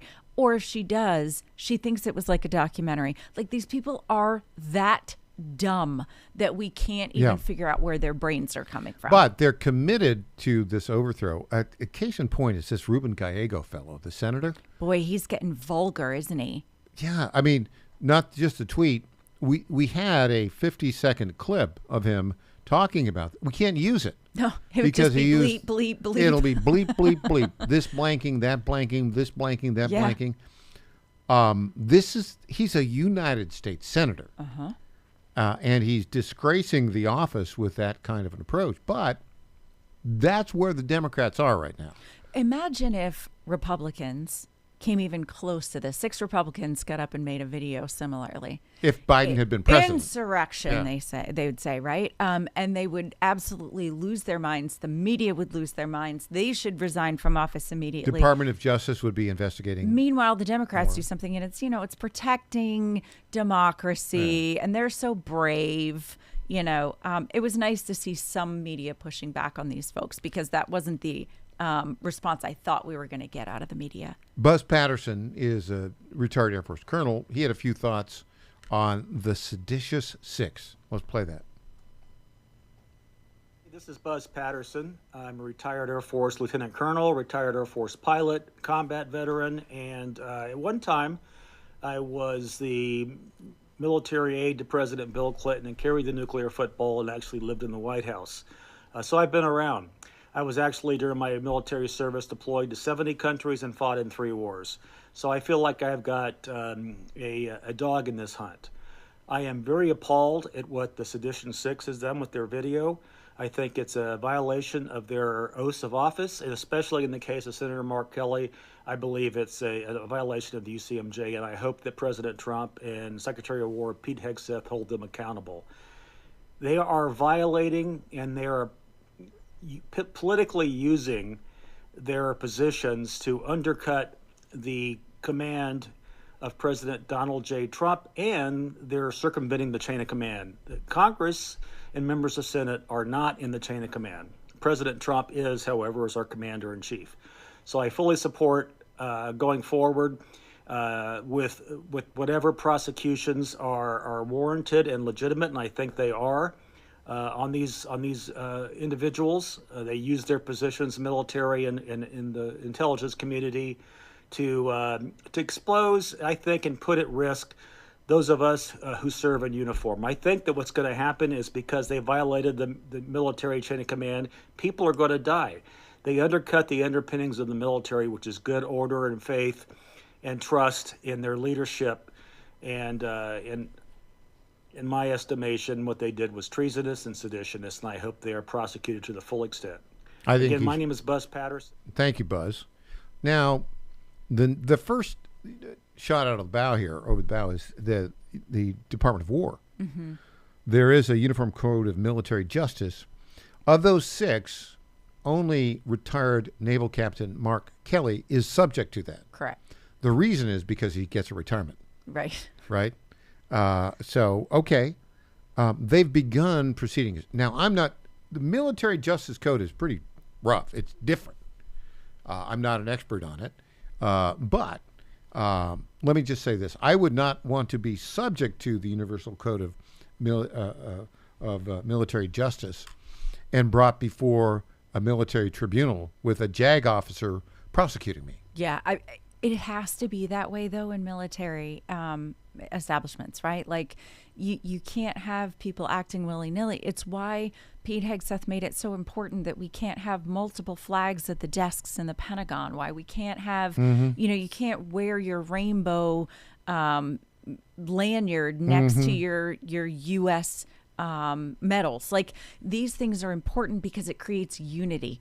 It's one team fighting for one goal, which is to keep the United States safe, and this undermines that. It does. Look, Ruben Gallego, who apparently served as a Marine for a while, put out this clip. The headline was, "Hey, Pete, we won't be intimidated." Well, he's not subject to the Universal Code of Military Justice, so he can be a little. Mark Kelly, there will be a trial. Yeah. And Senator Kelly, guess what? You're going to get convicted. I mean, depending on who that judge is. Well, it's going to be a military It'll court. It'll be military, yeah. I mean, this is a slam dunk. It should be. What happens after that? We'll see. Back with EJ Host after this.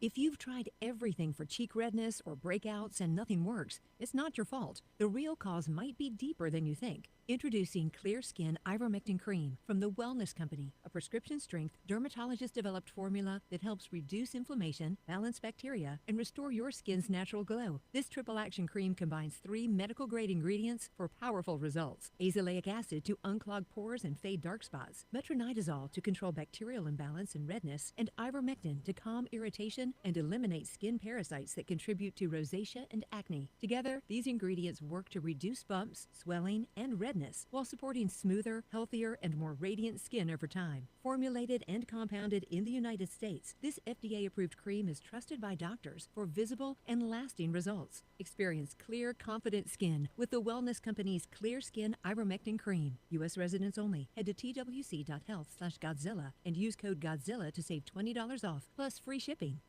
Attorney General Miyares and John Fredericks talk about skill games. They're unregulated slot machines. They pop up in 7-Elevens in every corner of Virginia. The General Assembly has spoken on this. Skill games. These things are illegal. It's the Wild Wild West. Fights break out. Robberies increase. Skill games. They prey on the less fortunate. I say it's a tax on the poor. They're breaking the law. My job is to enforce the law. These machines are not allowed. Enforce the law and get them out of there. When you see skill games, call the local sheriff. These things are illegal. Paid for by Churchill Downs. Is a record player the best way to listen to music? Of course not. So why are you still taking vitamins in pill form that haven't been upgraded since the 1930s? Even if you don't have trouble swallowing, most vitamins in pill form can't be absorbed very well. It's time to upgrade to the pill-free future of vitamins. Advanced nutrition company, Healthy Cell, created a patent-pending ingestible gel that is clinically proven to have 265% the absorption rate of tablets. These physician-formulated supplements come in a small gel pack. You tear off the top and shoot it down. You can also mix it in water. They taste great, they're convenient on the go, and they're more natural too, without chemical binders, fillers, and coatings. Go to healthycell.com and use code GODZILLA for 20% off your first order of any product. That's healthycell.com. HEALTHYCELL.com. Is your pet ready for some pawsome fun? At Creekside Pet Hotel in Kennesaw, every day is a tail-wagging adventure. Whether they're romping with friends in day camp, enjoying a staycation in our cozy boarding, or getting pampered in our luxury spa, we make sure every furry guest gets the royal treatment. Happy pets, wagging tails, and the best care. What more could they ask for? Book your pet's perfect getaway today at creeksidepethotel.com or give us a call at 770-422-4700. I'm Matt Van Epps, and I approve this message. Meet woke liberal Afton Bain. This is great. We've got our girl squad, and we're bullying the ICE vehicles and state troopers. So this is a win. Afton Bain, so woke she thinks it's a win to harass police. This is great. We've got our girl squad, and we're bullying the ICE vehicles and state troopers. So this is a win. Woke liberal Afton Bain. When she wins, we lose. Paid for by Matt Van Epps for Congress. My fellow Americans, I was this close, very close, to buying from the lumber yards. These are sick people.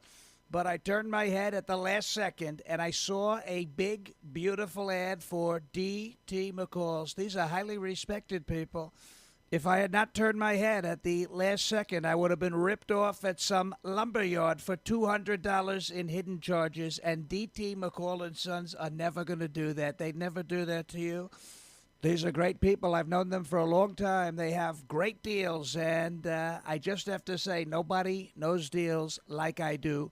D.T. McCall & Sons has locations in Lebanon, Carthage, Lafayette, Cookeville, and Franklin, and they have been family-owned in Middle Tennessee for over 100 years. These are tremendous people. D.T. McCall & Sons. Check out one of their stores today. Impersonator not endorsed by Donald Trump. Welcome back to the Michael Patrick Leahy Show. Now, here's Michael Patrick Leahy.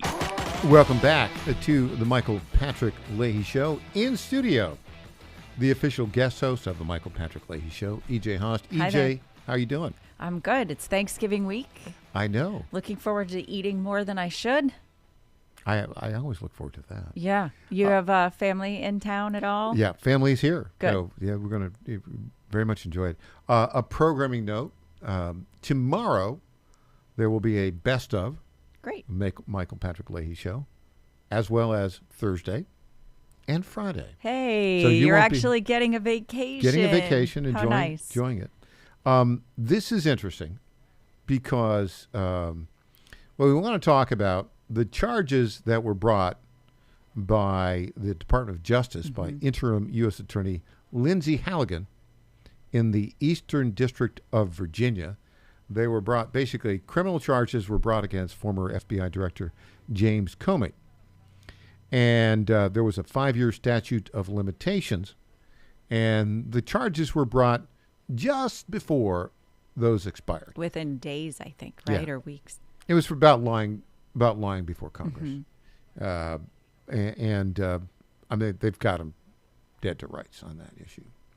But I don't know I think this is with either the district court judge, either an Obama or Cameron Curry, Yeah. actually appointed by Bill Clinton. Oh, Clinton. Yeah, Okay. out of South Carolina. Right. Brought in specially just for this. Dismissed on the grounds that her appointment was unlawful. It violated federal statutes prohibiting successive interim appointments without Senate confirmation. Now, that's the key. The appointments clause, every U.S. attorney must be confirmed by the United States Senate. There is a provision that allows interim U.S. attorneys. It's a 120-day period. And I think she was basically... Lindsay Halligan, appointed by Trump. Yeah, Yeah. she's Interim. interim. This judge is saying, oh, you can't do that. Saying that she's unqualified, actually. This Judge Curie said that all of her actions, including securing indictments, are void because she is unqualified. Yeah, I don't think she's unqualified. Well, she doesn't have any prosecutorial experience, but that's not the unqualified. Isn't like how much experience do you have, but she's unqualified because she is interim, and there's somehow a fault in that she should be confirmed by the Senate. Caroline Leavitt, press secretary, had a few things to say about this. Let's play that clip right now. Well, what I will say is that everybody knows that James Comey lied to Congress. It's as clear as day. And this judge took an unprecedented action to throw these cases out to shield James Comey and Letitia James from accountability based on a technical ruling. And the administration disagrees with that technical ruling. We believe the attorney in this case, Lindsay Halligan, is not only extremely qualified for this position, but she was in fact legally appointed. And I know the Department of Justice will be appealing this in very short order. So maybe James Comey should pump the brakes on his victory lap. Boy, I love how she talks. Isn't she good? She's only like 28 years old. She's completely really good. confident. Yeah. She knows exactly what she's talking about, and brings the receipts. Like she always knows everything without a giant binder to fill her it's in. interesting. I wonder, she's got a young child. Mm-hmm. Her morning has got to be, she walks in and she gets briefed on what she's got to talk about. She absorbs it very quickly. Yeah. And she delivers it with authority. Yeah. I mean, really. Nobody's she's been at this now for what, 8 months, 9 months, 10 9 months? months, yeah. Almost 10 months, yeah. Nobody on the left has a gotcha on her. They can't. I mean, they've she's tried really a couple good. of times, Yeah. but yeah, she also is likable. So from what I understand from people who are in the White House, the media is warming up to her a little bit. So they are still trying. They know it. Trying the gotchas, but she's yeah, she's so much better than Binder. Sure. Corinne John Pierre. Yeah, or that awful redhead Lying Psaki. Psaki. Oh, yeah, she was terrible. Beyond terrible. Now these the cases that were dismissed were not only James Comey, which has a statute of limitations problem, but also Letitia James, which does not have a statute of limitations. Both were dismissed by this judge without prejudice, meaning charges could be brought again. So now, however, having said this, there's going to be twists and turns on the statute of limitations. Pam Bondi, Attorney General, had a few words to say about the status of this case. Let's play this clip 17 right now. If I could just get your reaction to the James Comey, Letitia James cases being dropped today. Back in Washington, James Comey put out a video. He said this matters most because a message has to be sent. The President of the United States could not use the Department of Justice to target his political enemies. Your reaction to the cases being dropped into that specific message? Sure, we'll be taking all available legal action, including an immediate appeal to hold Letitia James and James Comey accountable for their unlawful conduct. What's your reaction to his statement? I'm going to keep going on this. I'm not worried about someone who has been charged with a very serious crime. His alleged actions were a betrayal of public trust. By the way, did you see that news conference there of Pam Bondi was held in Memphis? Mm-hmm. Bill Lee was there. Marsha Blackburn was there. Scott Turner. That was just from yesterday. Yeah. And they were talking about the success of the Memphis Safe Task Force. Yeah. We actually know some folks out that way. Not to totally derail, because I know we want to talk about Comey, but from what I understand, they are very happy with the vibe of the city, the calmness of it. So, good on them. And I like seeing head of the DOJ there to do this press conference. I think that's important that we have someone of that authority there to talk about it. That aside, if I were conspiratorial, and sometimes I am. Sometimes you are. Yeah. I would say they really want to take down Letitia James and shut her down. I think that's like they must at this point. And so the fact that she was tied into this Comey thing is interesting. If the judge had only ruled this way on Comey, I would say they would have let it sit. And they probably would have just said, well, we tried, move along. I kind of feel like they just want some of these old things to go away. And by they, I mean the administration, the DOJ.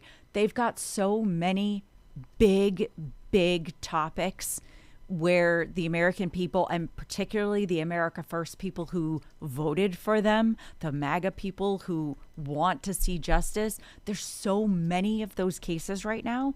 I feel like they're trying to prioritize. And Letitia James should be an easier one. There's a paper trail. It's pretty easy. Yeah, but I think Comey, it just would have been easier to let it go away. Make the man go away and stop talking. Yeah. So, interesting about all this. So Lindsay Halligan, interesting, was sworn in as the interim U.S. Attorney for the Eastern District of Virginia on September 22nd. Okay. And then basically,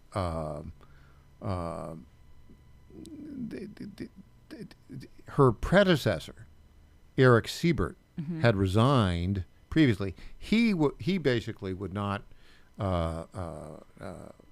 he would not prosecute Comey. Here's the that problem. was part of the problem, was that he wouldn't do it, and so he was kind of pushed out. I mean, resigned, but forcefully resigned. It was my understanding of that.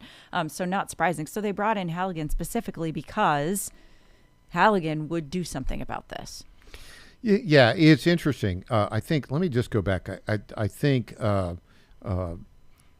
Eric Siebert, I think he was an interim U.S. attorney. Okay, so back to the issue involved. Of the succession of interim. Yeah. No, he was Senate confirmed in 2025. So the numbers aren't adding up.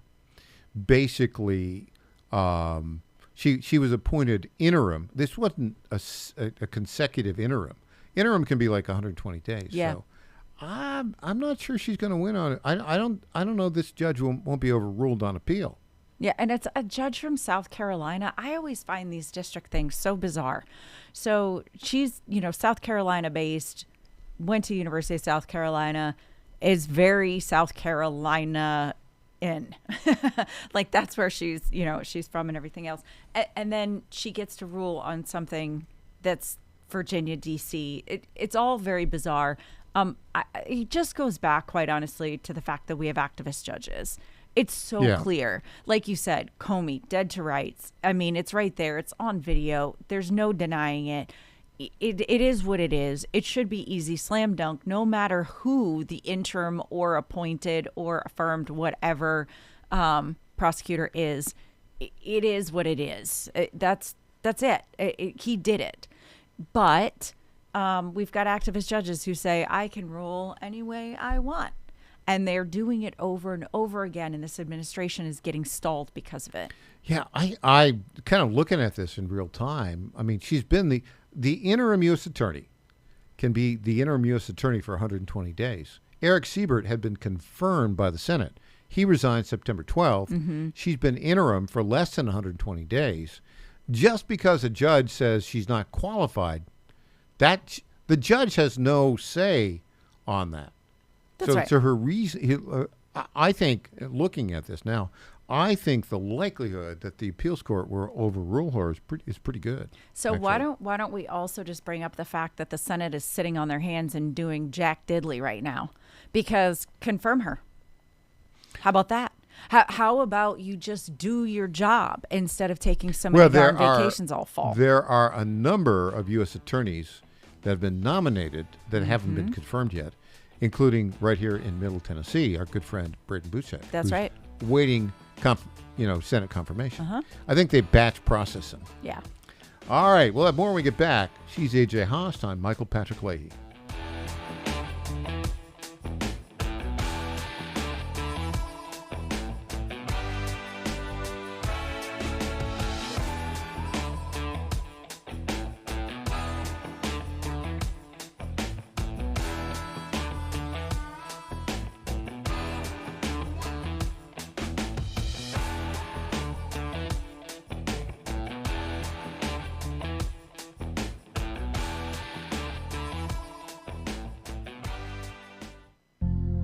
Ponder this. Most of us in America have more than we need to sustain ourselves, like a roof over our heads, food to eat, and clothes to wear, and much more. The one thing we seem to be lacking every day is more time. There is never enough time in our day, or in a night for that matter. That being said, we try to create more time each day by rushing around to perhaps buy a little more time. We rush from one event to another. We double or even triple task to save time. We drive fast cars to get to our fast food restaurants. Our days are full with little time left for family, friends, and God. To better manage your pace, take a minute each morning to get on your knees and let the Lord know that you are giving Him all your time today. Sincerely ask Him to give you clear direction on what He wants you to accomplish each day. The Lord will make sure you have plenty of time for His will to be done without rushing around. Listen to the Lord to manage your time each day. I'm Susie Kelly, and I am passionately Catholic. Is your fur baby looking a bit rough? Transform them from shaggy to snazzy with Be Fur and After Pet Grooming in Marietta, Georgia. Their top-notch groomers pamper your pups with baths, custom cuts, and nail trims that'll have them strutting like show dogs. From mobile grooming vans to their cozy salon, they'll make your pet spa day a tail-wagging blast. Book now at BeFurandAfterGrooming.com. Be Fur and After, where pets go from grr to glamorous. Let's be real. Losing weight isn't just about looking good. It's about taking back control of your overall health. 42% of adults in America are classified as obese, and obesity is directly linked to severe health issues. If you've tried diets and different workouts with no success, it's not your fault. Big Food and Big Pharma have rigged the system against you with contradicting information, leaving you confused. But there's good news. The Wellness Company just launched Drop, a GLP-1 peptide oral drop formula developed by their chief medical board, specifically designed to support your metabolism, curb cravings, and help you shed weight. That's right. No injections, no risk of the severe side effects we're seeing with the Ozempic. Start your weight loss journey today and get $100 off, plus free shipping. Go to twc.health/Godzilla and use promo code Godzilla100. That's twc.health/Godzilla. Promo code Godzilla100. Take action today for a healthier tomorrow. The Cats and Cosby Show. It's the top news of the day. John Catsimatidis and Rita Cosby tackle today's biggest issues with a New York state of mind. We are going to talk about dirty money. This is a total failure of the media, the journalists, and the Democratic Party. Treat yourself to a bite of the apple. It's a common sense recap of the big stories. Cats and Cosby, weekdays 5 Eastern, 4 Central on the stations of the John Fredericks Media Network. And those are the big headlines of the day. Hey there, it's Lenny McGill, founder and CEO of GlockStore.com. For over 30 years, I've supported our Second Amendment rights with GlockStore.com, the world's #1 source for Glock handguns, parts, and accessories. I also support accurate, unbiased journalism like The Michael Patrick Leahy Show. His team broke the Kilmar Abrego Garcia traffic stop and was the first to obtain that video. Independent journalism at its finest. Visit us at GlockStore.com, listen to Michael Patrick Leahy, and make America great again. Hi, everyone. EJ Host here, founder of the Digital Footprint Management Agency and frequent guest on the Michael Patrick Leahy Show, here to tell you about GetFoundEverywhere.com. Customers are searching for your business everywhere: Google, Apple Maps, TikTok, and new AI platforms like ChatGPT and Gemini, which is a total disruptor. Traditional search engine optimization isn't dead, but it is on life support. Old tactics don't work anymore. So how can you make your business stand out? GetFoundEverywhere.com makes your business pop on over 50 search, map, review, and AI-driven platforms. With one easy dashboard, manage business profiles, social media accounts, direct messages, even texts and reviews. GetFoundEverywhere.com is affordable, boosts your visibility, and gets your business more customers. It's time to step up your game the easy way. Save time, save money, and get more customers with GetFoundEverywhere.com. Welcome back to the Michael Patrick Leahy Show. Now, here's Michael Patrick Leahy. Welcome back. Okay. I've kind of avoided talking about this person. But we're going to talk about her now. Okay. Marjorie Taylor Greene. Ah, okay. Who fashions herself, I don't know, the arbiter of everything MAGA. She thinks she's a leader in the movement, yes. She does. I saw Babylon Bee headline. Oh, yeah? Yeah. Would you like to hear what it said? I would. With the resignation of Marjorie Taylor Greene, the average IQ of members of Congress is likely to increase. Oh, gosh. That was kind of mean. That's a little mean. But it was kind of funny. I don't even know if it's funny. There's so much more to attack her on. Listen. Why did she resign? My personal feeling, I haven't talked to the woman, is that she thinks she's going to get him. She thinks she's sticking it to Trump and that she's going to, wreck his majority in the House and make things more difficult for Trump. This is, in my opinion, it looks more like a high school vengeance against a boyfriend that dumped you. And I'm really disappointed in her. What's the patriotic thing to do? Okay, the president's not going to back in the primary.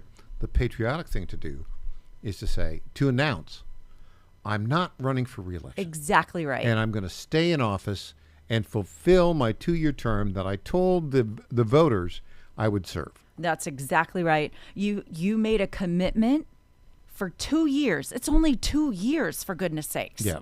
2 years. And we're already a year into the first term. Or first year of the term. So, what's the big deal? I'll tell you what the big deal is. She obviously wants to run for something else. I think she was given polling information probably that said you don't have a chance in the Senate or the House the Senate or the running for Georgia governor if you don't have the backing of President Trump. President Trump does not back her. She knows she's up against a wall. She's probably going to be primary. Right. And she doesn't want her name dragged through the mud. That's all understandable.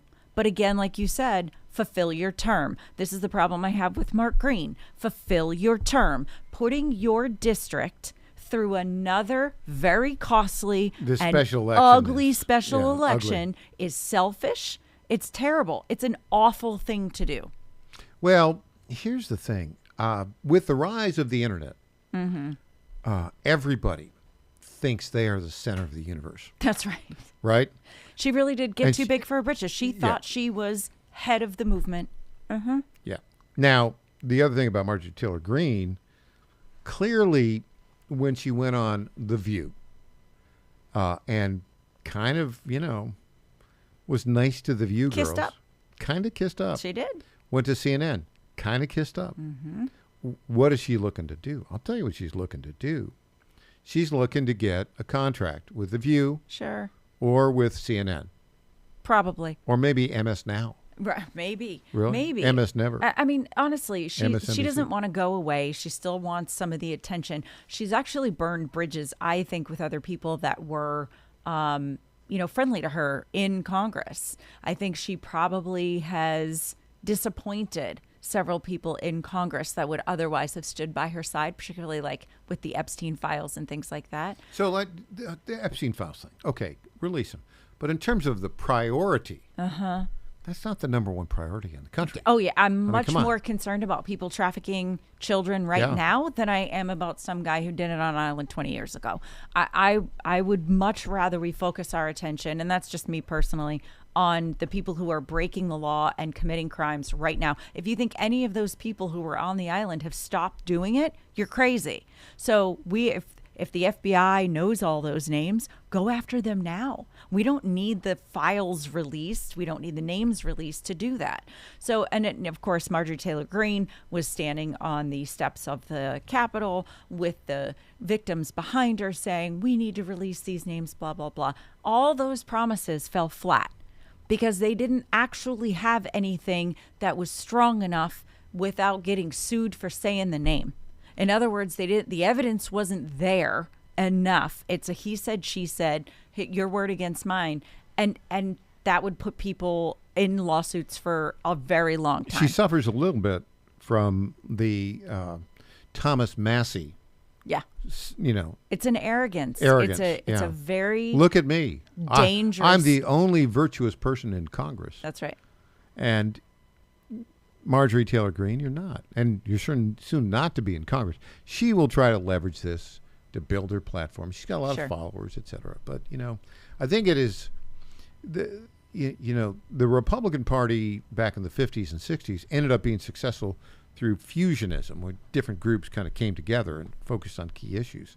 Right now, because of the disaggregation of media and the fractionation of it, you've got a whole bunch of individual actors kind of saying, look at me, I'm the guy or the gal.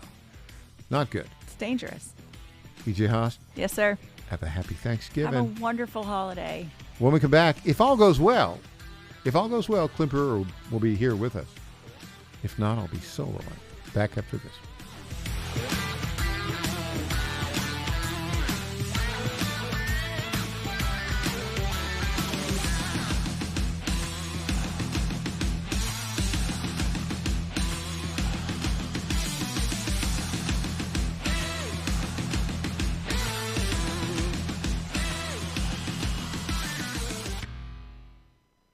The Cats and Cosby Show. It's the top news of the day. John Catsimatidis and Rita Cosby tackle today's biggest issues with a New York state of mind.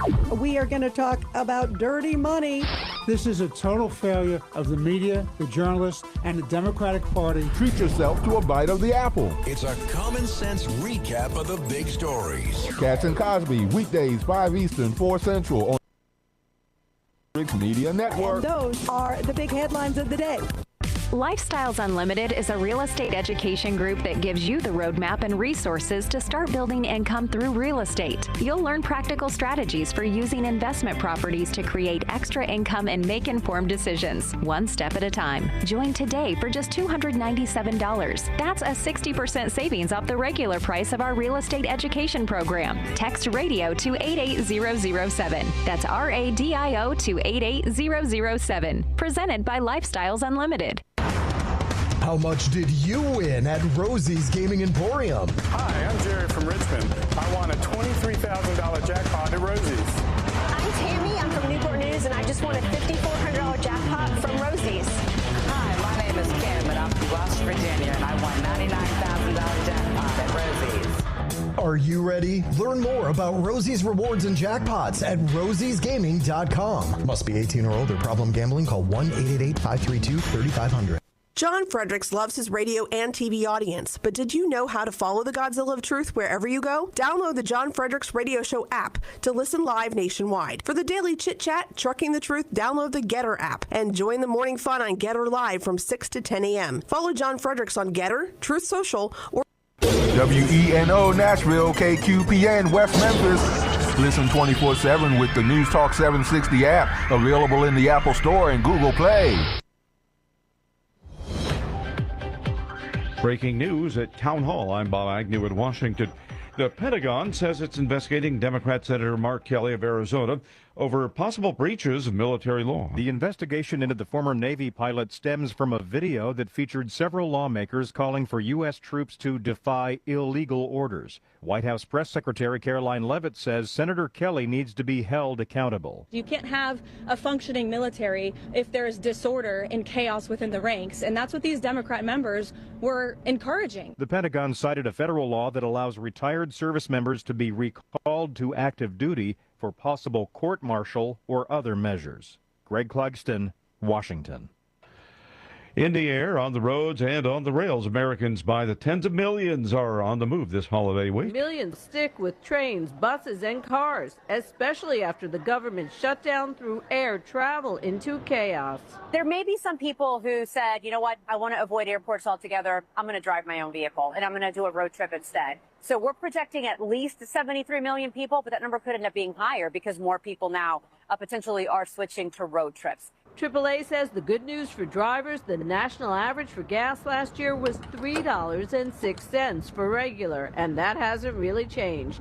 Happy travels. I'm Julie Walker. A lawsuit claims design flaws caused by a Tesla Model 3 to accelerate uncontrollably before crashing into a utility pole and bursting into flames, killing Wendy Dennis and severely injuring her husband, Jeff. The federal lawsuit alleges the door handle design prevented rescuers from reaching them when they were trying to get them out of the flames. And on Wall Street, the Dow Jones Industrial Average is doing well once again today. Right now, it's up by 455 points. The NASDAQ is struggling a bit. It's off right now by about 10 points. More from townhall.com. Hey, it's Mike Gallagher, host of The Mike Gallagher Show. I don't mess around when it comes to saving you money. Right now, rates have dropped to the lowest level in over a year and a half. That means if you bought your home or refinanced in the last 3 years, you could be saving hundreds of dollars every month. Lower your rate, lower your monthly payment, even kick that pesky PMI to the curb. And get this, you can skip 2 full months of mortgage payments. But that's not all. Fellowship Home Loans just rolled out something incredible. Their very own HELOC and lines of credit. Approval in just 5 minutes. Money in your account in as little as 4 days. It's the easiest system you've ever used. You can do it yourself online. Whether you want to pay off bills, tackle a home project, cover education, or even a wedding, Fellowship Home Loans makes it simple to leverage the money that's already sitting in your house. Just go to fellowshiphomeloans.com/Mike G, fellowshiphomeloans.com/Mike G, or call 800-510-MIKE, 800-510-MIKE, 800-510-6453. Fellowship Home Loans, mortgage lending guided by the book. Nationwide Mortgage Bankers, DBA Fellowship Home Loans, Equal Housing Lender, NMLS number 819382. Here's Rich Thomason with the Midday Wall Street Business Report. The Commerce Department reports retail sales rose slightly in September following 3 months of big gains as Americans continue to spend. Significant gains on Wall Street yesterday, stocks getting a lift from rising hopes that the Federal Reserve will cut its main interest rate again next month. Best Buy is raising its profit and sales expectations ahead of the holiday shopping season after a strong third quarter. Comparable store sales at the nation's largest consumer electronics chain rose 2.7%, fueled by computing, gaming, and mobile phones. It was the biggest gain in 3 years for the Minnesota-based retailer. Broadcasting giant Sinclair has submitted a bid to buy out EW Scripps for $7 per share. The deal could bring further consolidation of America's local TV news landscape. I'm Rich Thomason. Breaking news and analysis at townhall.com.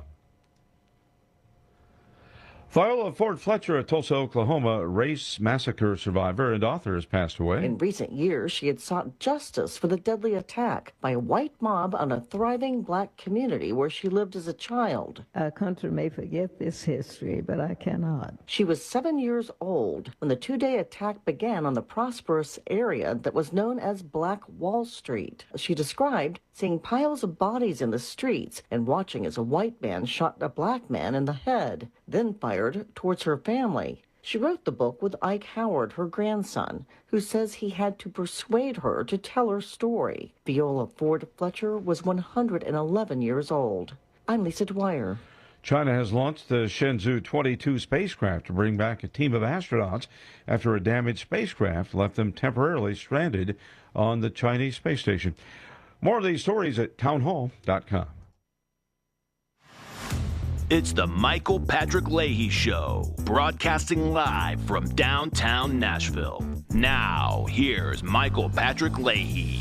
Welcome back to the Michael Patrick Leahy Show. In studio, our good friend, all-star panelist, fully recovered journalist, public affairs specialist, the one, the only, Clint Brewer.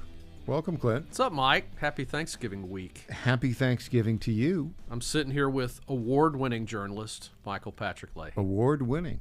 Yeah, the Dow Prize. It was quite an event. You have been to many a journalistic award ceremony, haven't you? In over the years, sure. And public affairs awards. What of your background? What ones stick out for you in your memory?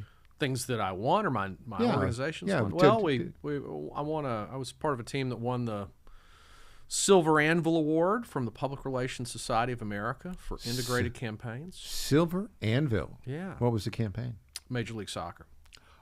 You did a great job on that. Yeah. Here in Nashville. You know, and then journalism. There was the New American Award from the Society of Professional Journalists. There you go.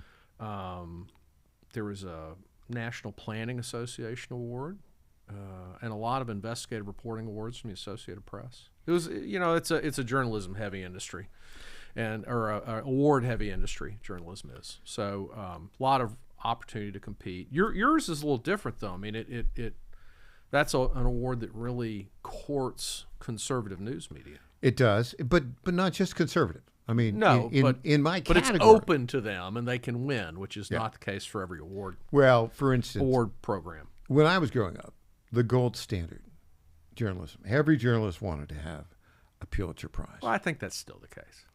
Yeah, except we'll get to that in a bit. The Pulitzer Prize. It's getting to be like the Heisman Trophy. Doesn't mean quite as much as it used to. It actually is, in many instances, at least among the conservative journalists. The Pulitzer Prize is looked at very askance. It is, yeah, because it's been given for bad journalism. It's been given for things that didn't prove to be true. False things, yeah. Yeah. I mean, I think it meant more. I'm for a client. I'm dealing with a journalist right now who won one over 20 years ago, and she's like the real deal. Like she's a real investigative reporter. And I think there's a difference between maybe a Pulitzer 20 years ago and one, say, in the last 10 years. Well, the Dow Prize, it's called DAO. It's this fellow, Dao Fang He, called the Dow Prize, and his wife, Angela. They were born in China. They got crossways with the Chinese Communist Party in the 90s and moved to the States. And they've built a fortune, basically, by buying bankrupt companies and fixing them. Oh. Turnaround specialist. Yeah, turnaround specialist, and really, really good at it. And so he 3 years ago said, this Pulitzer Prize business is not so good, not so hot. We've got to have a prize for conservative journalists. Right. And the very first winner of the Dow Prize in 2023 was my good friend Barry Weiss, now head of CBS News. Yeah. Asterisk. And this was the Twitter files. Matt Taibbi, right, and Michael Schellenberg and Barry Weiss got the Twitter files and did all the reporting on when it was Twitter, the interaction between the FBI and Twitter, and it was outstanding. And so they won the award in 2023. Last year, Susan Crabtree of Real Clear Politics won the award for her reporting on how the Secret Service was just incompetent in the lead up to the Butler, Pennsylvania assassination attempt of the president. Right. She was very good. And but this year there were multiple categories. Big national investigative journalism. That award was won by the Federalist entirely. And Sean Davis, our friend Sean Davis, was there to accept, as was Molly Hemingway and the entire staff. There were like, 10 members of the Federalist staff, including former Star News Network lead political reporter Matt Kittle. Oh, nice. Matt, went from the Star News Network and the Tennessee Star to the Federalist. And so he was one of the 10 who won the national investigative reporting. That's a $100,000 prize. Oh, fantastic. Yeah. There were a couple of other categories. One category was for basically DOJ investigation of government waste. Luke Rosiak of the Daily Wire here in Nashville won that. Yeah. You know Luke. He's done some great reporting. I had a chance to talk with him there. And then they had a multimedia award that our friend Steve Robinson won for his work at the Maine Wire, documenting the Chinese Communist Party infiltration of the marijuana industry in Maine. And then in the local journalism category, we were up for the local journalism category. There were 6 nominees. We actually got nominated for 2 of our series. One for the Covenant Killer investigation and the obtaining the manifesto, and the other for our breaking the story of the Kilmar Abrego Garcia traffic stop in Tennessee that led to the filing of human smuggling charges. Also up in that category, there were a couple of Boston Globe reporters. Interesting. Post and Courier, and a couple, I forget the others. But we were up. And, of course, you know. Nashville punching above its weight. I love it. Yeah, really. I mean, we started the trend when we started the Tennessee Star 8.5 years ago. Right. Now Nashville is a center of conservative journalism. Yeah. Well, I mean, it's great to see, business people like this recognizing journalism, local journalism, use of the First Amendment, championing the First Amendment, monitoring government. It's what it's all about. And our team, our lead reporter, Tom Pappert, our executive editor, Christina Botteri, and I were the 3 that won the prize. It was sort of interesting, though, when you go to these things.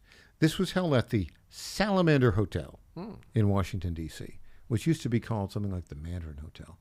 You think, oh, I'd never heard of it.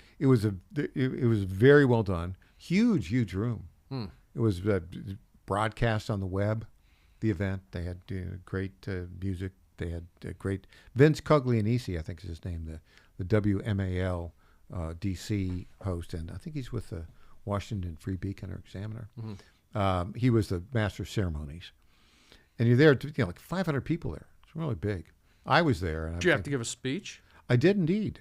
But I decided to make it very short and to the point. Okay. And it's always appreciated. You know what I tell my clients? What do you tell them?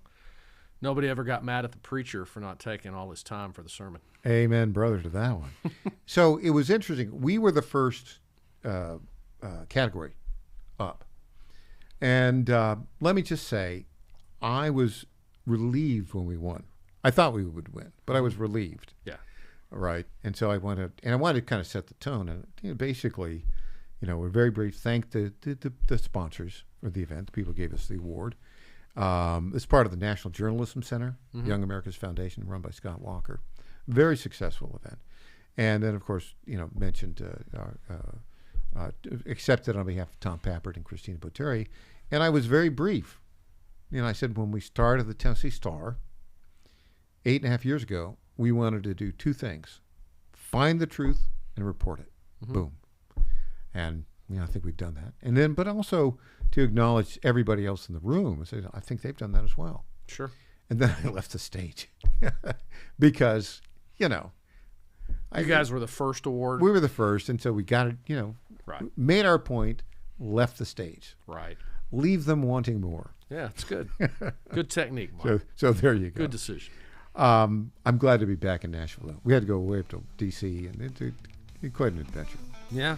When we come back, we'll have more about Tennessee, what's going on here in Tennessee, with the one, the only, the fully recovered journalist, Clint Brewer. Back after this.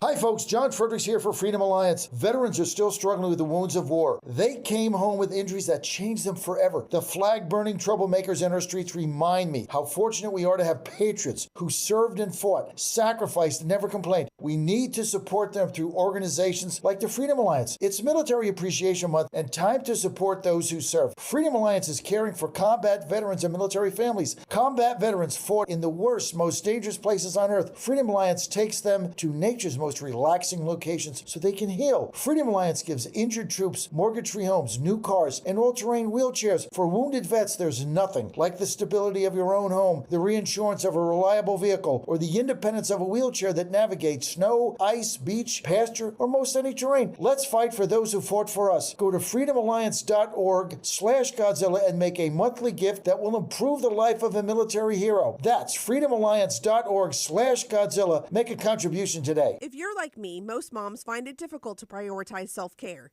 Hi, it's Colleen, Program Director at the John Fredericks Media Network. With the demands of programming 13 radio stations, it's easy to forget about the things I should do for myself daily. And that's why I started with our company's Women's Challenge with Native Path Collagen Peptides. It's affordable and convenient care in just one scoop a day. There are so many incredible health benefits like bone and joint support, metabolism booster, and hair, skin, and nail improvement. I like to take a moment each day to prioritize myself and indulge in the health-boosting benefits of Native Path Collagen Peptides. I love mixing it up with all the different smoothie recipes, too. Learn more about Native Path Collagen Peptides and read 7 important reasons why you should be taking collagen peptides at getnativepath.com/Godzilla. Prioritize your self-care with Native Path Collagen Peptides. Try it risk-free for as low as $21 today and get free shipping at getnativepath.com/Godzilla. Target.com. Target.com is an online e-commerce tire retailer. We are here to serve the American public with the best possible customer service, the best pricing, and we make it extremely easy. We have many name brands and a lot of low-cost tires. The price is right, and it's easy. You go online to Target.com, Tireget.com, Target.com. You go there, you put your zip code in, all the inventory displays right in front of you. You can call in for help if you want to. We'll help you get the tire that you need. But we will take the tires you buy and at no extra charge deliver them to the dealer right by your house where they will be installed at the market price. It's easy. The best price, the best service, great people to deal with. Thank you for going to Target. I didn't risk my life for this country just to watch career politicians wreck it. Matt Van Epps, 9 combat tours. True American hero.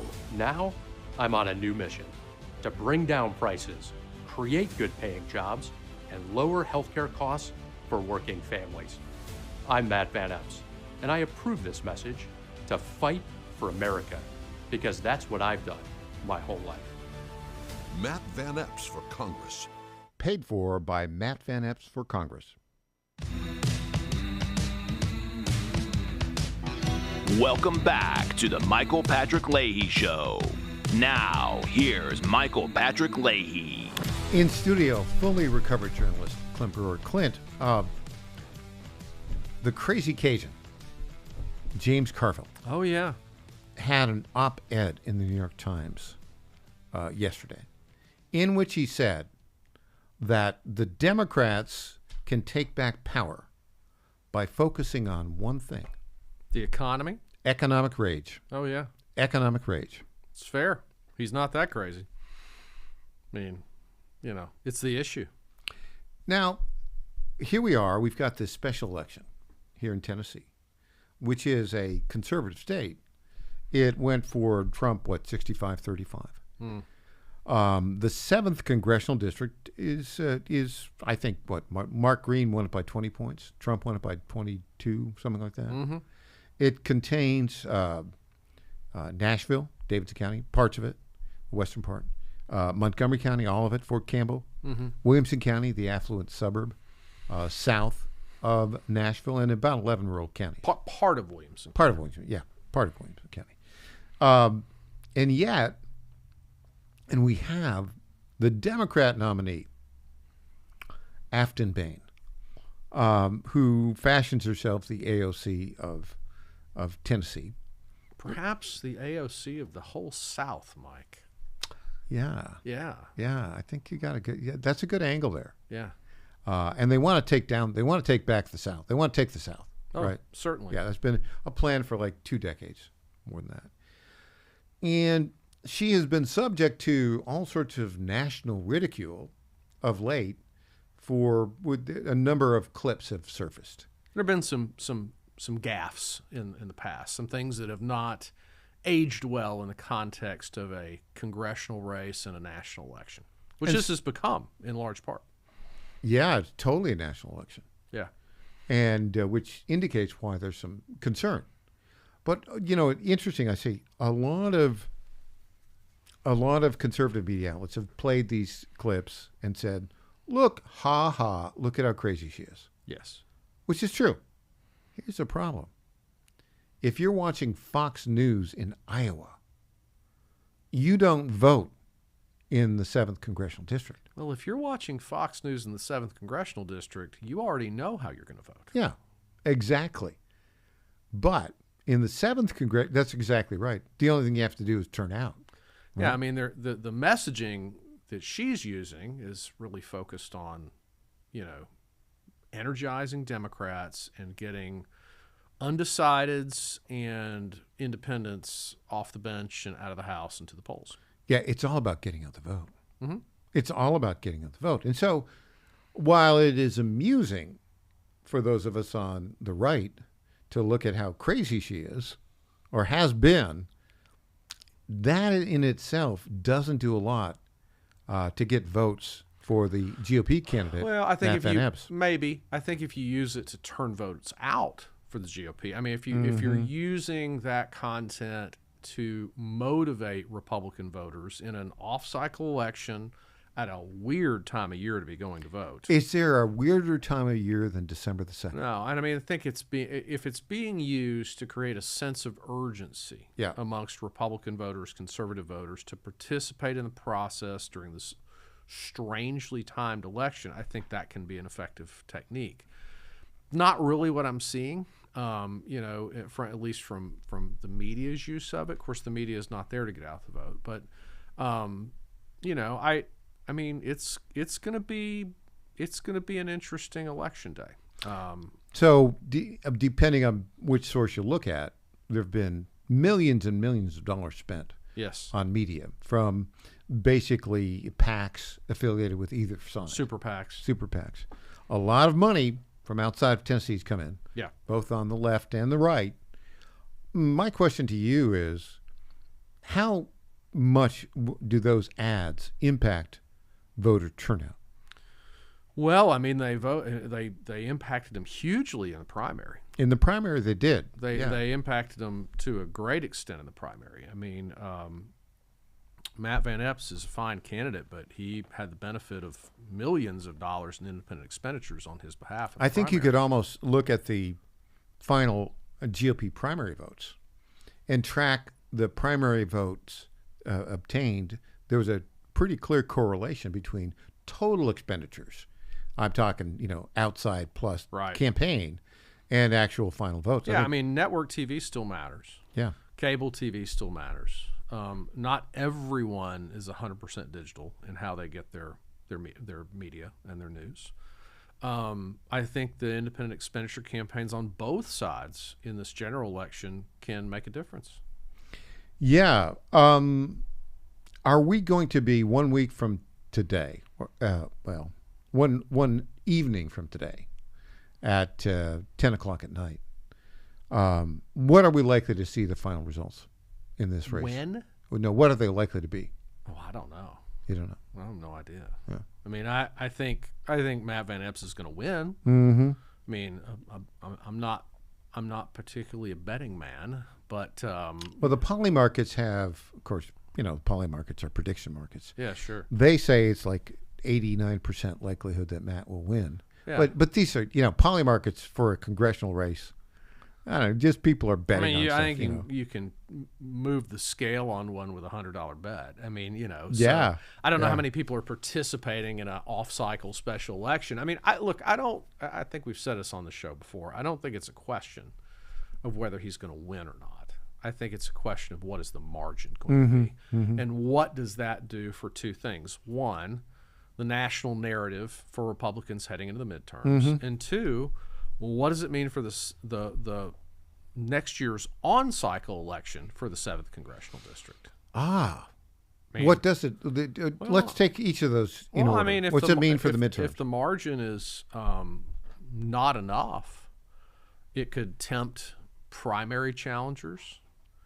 If the margin is not enough, it could embolden Democrats to try again. You say primary challengers in TN7. Yeah. In August for the general election. So if Matt Van Epps were to win the special election, if the margin isn't that great, another Republican could possibly jump in. Is what you're saying? Yeah. Absolutely. Okay. And I'm not saying I have no special knowledge of that. I just know how politics and people are, and if they feel like if you eke out a win in a plus 20 Trump district, even if under the odd circumstances, it could embolden a challenger. It could embolden Representative Bain to run again. It could embolden Democrats in Tennessee who aren't particularly emboldened at the moment statewide. Well, I think they are emboldened by Afton Bain's, I don't know what you would call it, far left. Her brand angle. of Democratic Party politics is much closer to the national brand that's out there now, and I'm not talking about like I'm not talking Governor Beshear from Kentucky. I'm not even talking Gavin. I'm not even talking Gavin Newsom. I'm talking like AOC. I'm talking the Squad. I'm talking, the Mamdani, the prevalent brand of Democratic Party politics in this country right now. And so she's attitudinally and in tone and in public policy much closer to that. And I mean, if you look, if they get close, if Democrats, if Representative Bain gets within single digits of Matt Van Epps, Democrats are going to consider that they'll call it a win sign. Yeah. They're going to say the tide is shifting in the South, and the tide is shifting in Tennessee, and then they got to put their money where their mouth is, and they got to come back and make another run at the seat. See, I think what you've got going on here, my view is the two blue cities, big blue cities in Tennessee are, of course, Nashville and Memphis. Now, the Memphis... no, go ahead. I know where you're going with this. Well, Knoxville's pretty purple. Well, now Knoxville's not. Knoxville's kind of purpley blue. Knox County is not, but the city of Knoxville's purple to blue. Yeah. The city of Clarksville is purple to blue. Now, not Montgomery County writ large, but I mean, Clarksville has. I stand corrected. Clarksville's got, and I consider him a friend. I've worked with him, but Representative. The mayor there is a former state representative, Joe Pitts, Democratic representative from that county. The past mayor, Kim McMillan, was a longtime mayor, but was also a longtime, very high-ranking member of the Democratic Party in the state house during that time when Democrats controlled the state house. So Clarksville elects Democrats to lead its city. And now Clarksville's a really good city. Clarksville's a well-run city. Yeah. It's a booming area, and I mean the economic trajectory from Montgomery County is fantastic. It's the fastest growing county in the state, but it is also purple to blue. Good point. I do think, though, you've got, particularly in Nashville, highly energized lunatic leftists, and they're out getting the vote out. Well, and it's been interesting, too, and I know a lot of them. They've coalesced around Representative They have. Bain. They dropped their allegiances from the primary very quickly. Real quickly. When we come back, a look at the seditious six with Clint Brewer. Back after this.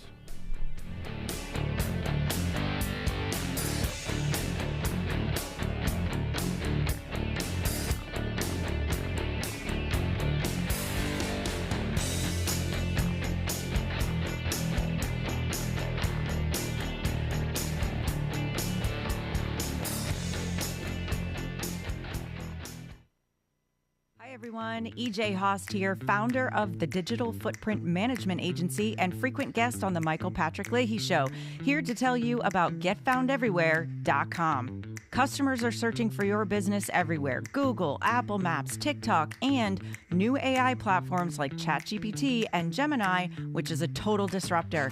Traditional search engine optimization isn't dead, but it is on life support. Old tactics don't work anymore. So how can you make your business stand out?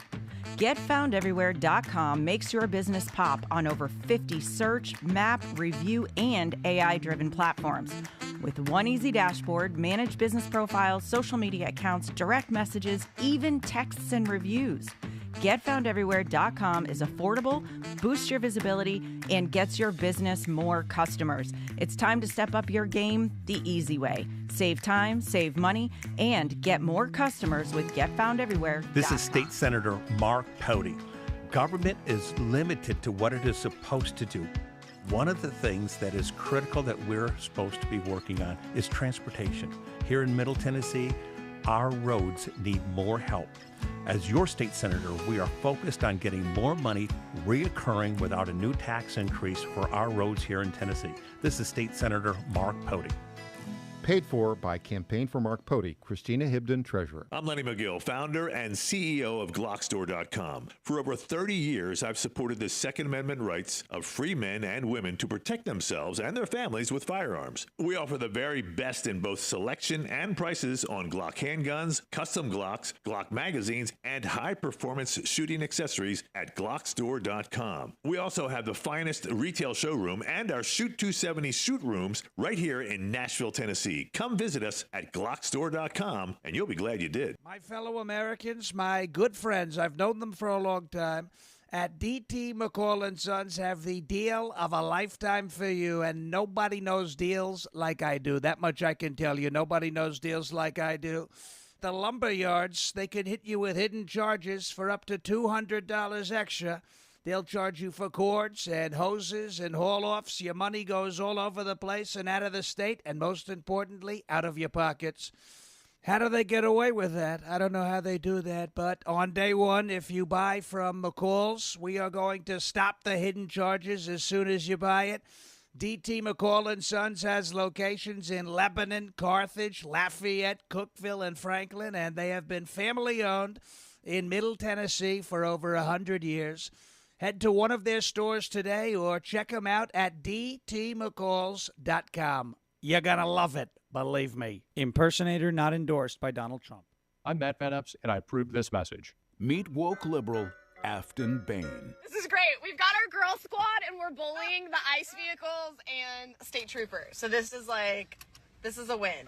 Afton Bain, so woke, she thinks it's a win to harass police. This is great. We've got our girl squad, and we're bullying the ICE vehicles and state troopers. So this is a win. Woke liberal Afton Bain.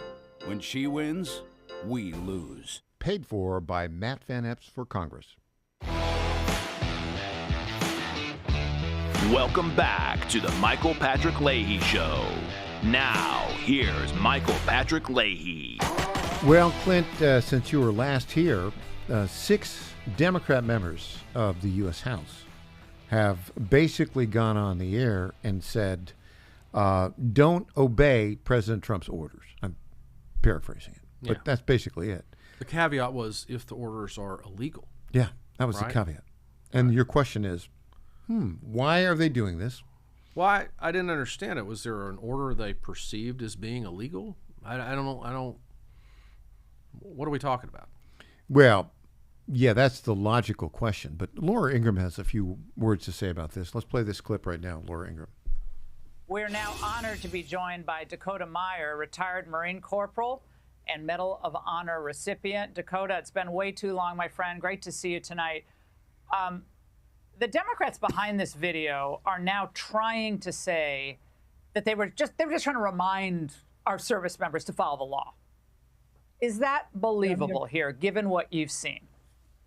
No, I mean, absolutely not. This is catastrophic. This is the political equivalent to yelling fire in a crowded theater. While you might be able to skirt the legalities of it, which this was orchestrated and thought out and strategized. You sit here, you can't argue the intent of it, as you're seeing them not be able to argue or be able to bring up one thing that's unlawful. And when you look at this in context, as far as they've been trying to call all these things they didn't agree with, as far as the Venezuela strikes, or as far as the strikes on the drug boats, as far as the National Guard deployment, all these aspects that have been coming, they're just trying to sow seeds of doubt into the one demographic of humans that there can be no doubt in the job that we ask them as Americans to do. Yeah. And so, okay, now, even Joe Scarborough at, what do they call it now? MS Never? MS Now, I think. MS used to be MSNBC. I thought when they first said that, I thought it was a Microsoft product. Really? Yeah. He was asking what was the same question you posed. What was the illegal order here? Here we go. Let's listen to Joe Scarborough talking about that. Okay, wrong answer. Well, I'm sorry, with all due respect, wrong answer. President of the United States, the Commander-in-Chief does have, Jonathan Lemire, wide latitude. Just does. And the Senate can take that up, but he has wide latitude on strikes. Ask Barack Obama and drone strikes. Ask George W. Bush and drone strikes.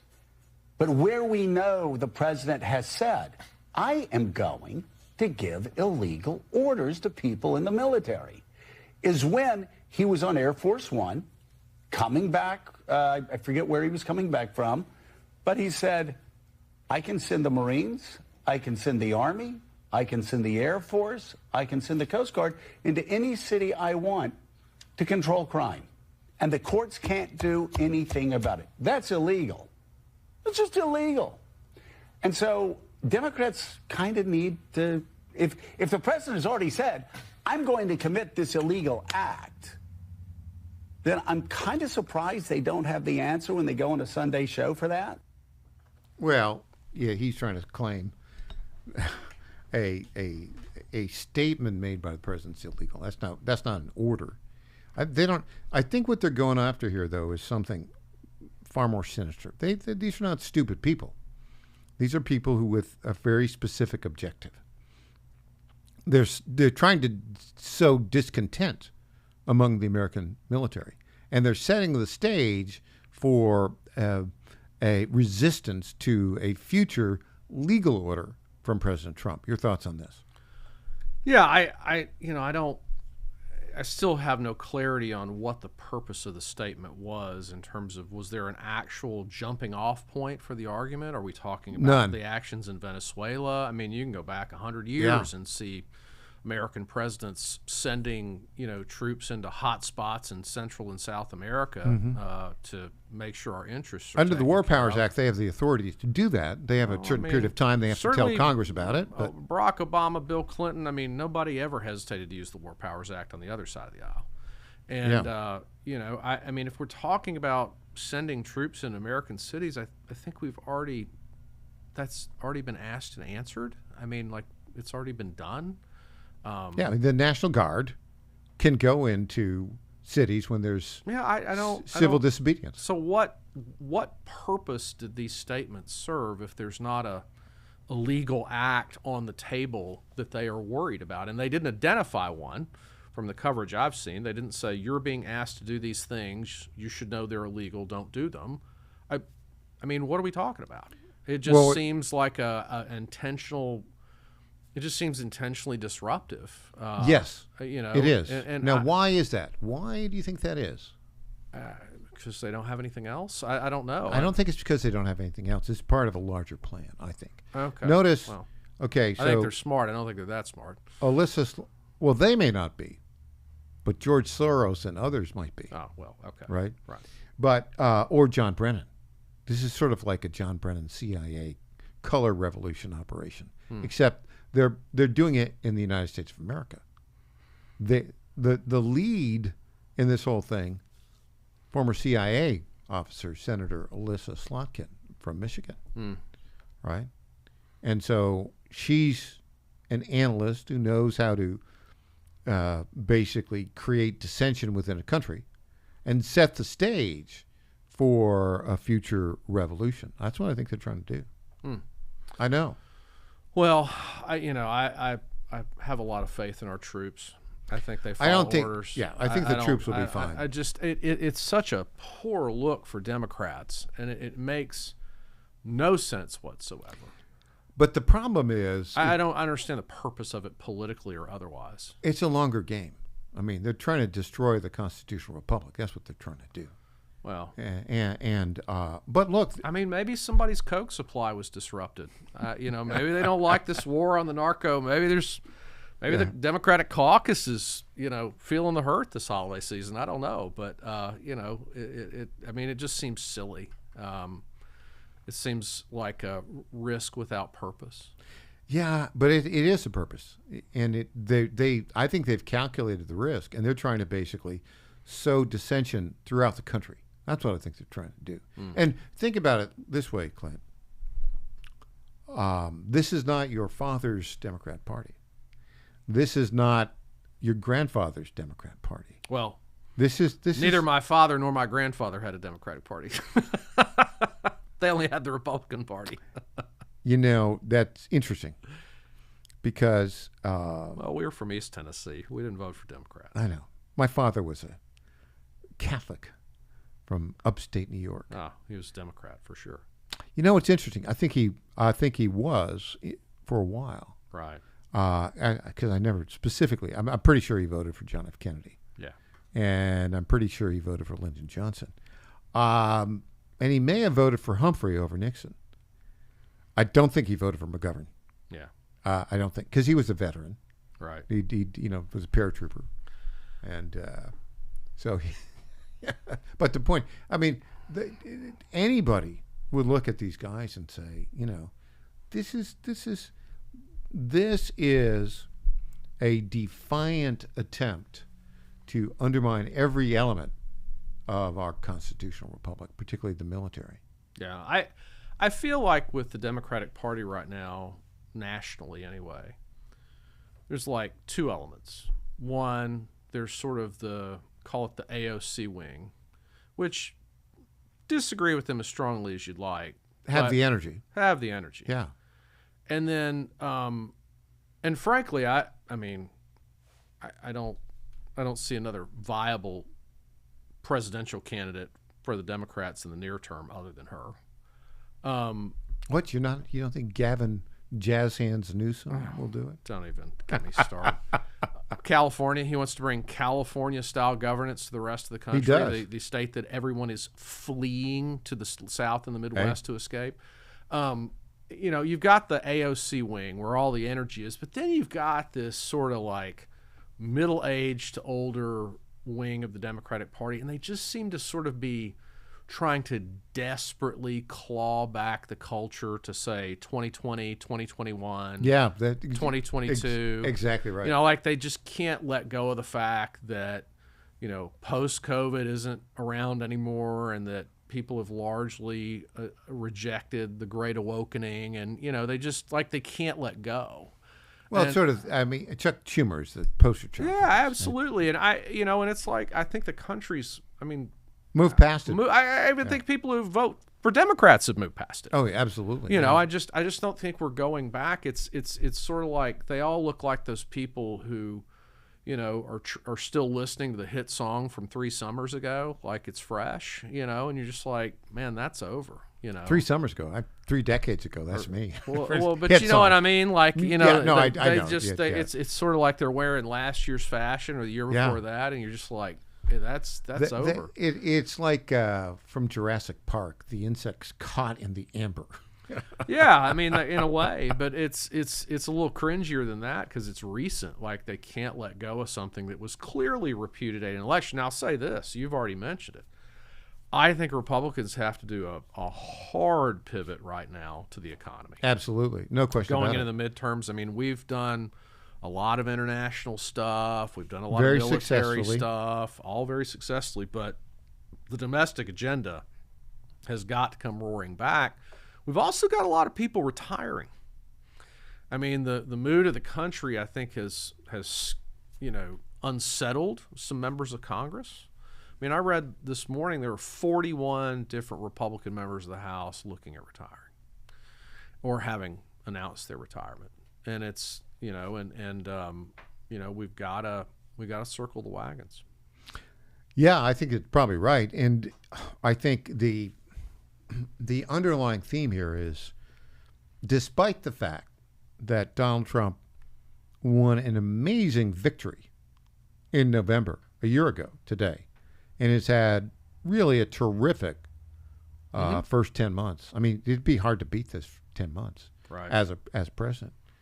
The future of the country absolutely is still in doubt. Yeah, I mean, by the time the midterm elections, the generals get here in a year from now, that victory, the presidential victory, will be a political lifetime in the past. Absolutely. And so, I mean, the next 10 months have to all be about the economy. They have to all be about domestic issues. And, you've got to provide air cover as a party for people to run and win. The Democrats are in such disarray, but the fact that Carville's writing that op-ed, the fact that you're seeing a candidate, flawed as she may be, like Afton Bain, running on the economy hard in this election, tells you a lot about where the midterms are going. Clint, when we come back, News Potpourri. Back after this.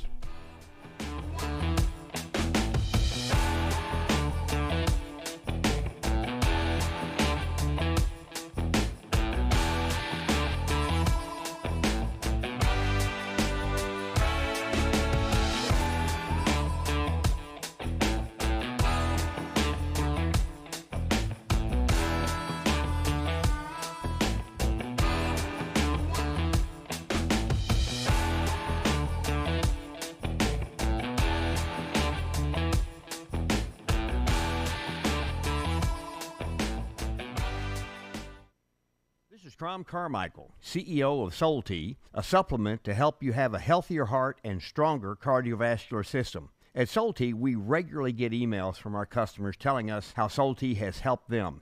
Like this one from Kelly. Hello, I'm 58 years old and have had high cholesterol for years. I wanted to stay away from prescription drugs. My husband and I have been using Soul Tea for about 13 months. My results have been amazing. My cholesterol levels went from 291 to 129. I am so impressed with Soul Tea and want to thank you. Now, in my own case, my bad cholesterol dropped from 130 to 89, and that was 20 years ago. I'm 75 years old and I take 0 prescription drugs. To get a great deal on Soul Tea, please go to GodzillaHeart.com, and when you check out, use the code Godzilla to get our best deal, which is 50% off your first shipment and then 3 bottles for the price of 2 thereafter.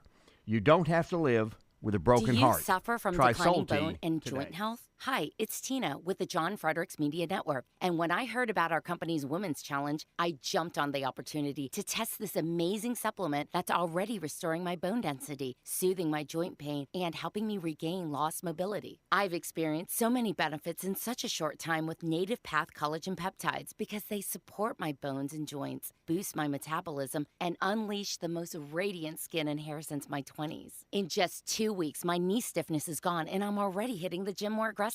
And I get so many compliments on my glowy skin and shiny hair. Native Path Collagen Peptides are so easy to take. They're tasteless, odorless, and mix great with my morning coffee. Read thousands of 5-star reviews at getnativepath.com/Godzilla. Level up your self-care with Native Path Collagen Peptides. Try it risk-free for as low as $21 today. And get free shipping at getnativepath.com/Godzilla. In 2008, the amount of concentrated time people could spend on a task without becoming distracted was 12 seconds. 5 years later, it was only 8 seconds, 1 second less than a goldfish. If you're often distracted or have trouble recalling information, you're likely to fall behind in the demanding, fast-paced 21st century. In other words, brain performance is more critical now than ever. Boost your brain power with Healthy Cells Focus Plus Recall. Science-backed nootropics to help you sharpen focus, concentrate longer, enhance recall, improve mental speed, learn rapidly, and be more alert. It's a pill-free brain supplement made with maximum absorption ingestible gel technology, designed to feed your brain at the cellular level. Take it for a test drive. Go to healthycell.com and use code GODZILLA for 20% off your first order of Focus Plus Recall. That's HealthyCell.com. Code Godzilla for 20% off. Welcome back to the Michael Patrick Leahy Show. Now, here's Michael Patrick Leahy. And welcome back to the Michael Patrick Leahy Show. In studio, our very good friend, Clint Brewer. Clint, you know what time of day it is? It's time for News Potpourri. Yes, ladies and gentlemen, News Potpourri. This is the portion of the program where we talk about the stories that are of note, don't necessarily merit a full segment, and may have a touch of, sometimes, irony. Clint, this is an irony. It's a continuation. We were talking about all the crazy things that Afton Bain, the left-wing self-styled AOC of Tennessee, who's running against Matt Van Epps in the TN7 special general election. Early voting ends on Wednesday. Go and early vote. And the election day is 1 week from today. She was interviewed by something called Breaking Points podcast, and she was talked about her bullying ICE, her bullying ICE video where she was very proudly talking about bullying ICE officers here in Nashville. Interestingly enough, in her interview the other day, she said she called illegal immigrants her constituents. That's how she thinks. Well, yeah, if you commit election fraud, they're your constituents. I mean, yeah. If they're illegal, they're not voting, so they're not your constituents if they can't vote. Well, she thinks they are. No, well. But that's a lot of this is, what are the Democrats doing? Why this resistance to ICE? Well, because they want illegal aliens to live in the United States, and they want them to ultimately to vote. Yes, that's the bottom line. Okay, you ready for a curveball? Sure. It's time to talk about some sports. All right. Well, I'll start with this. You see, remember the great field goal kicker who had all sorts of allegations about misbehavior? Justin Tucker from the Baltimore Ravens. He set all sorts of records. Now he's been in the wilderness for like a year and a half.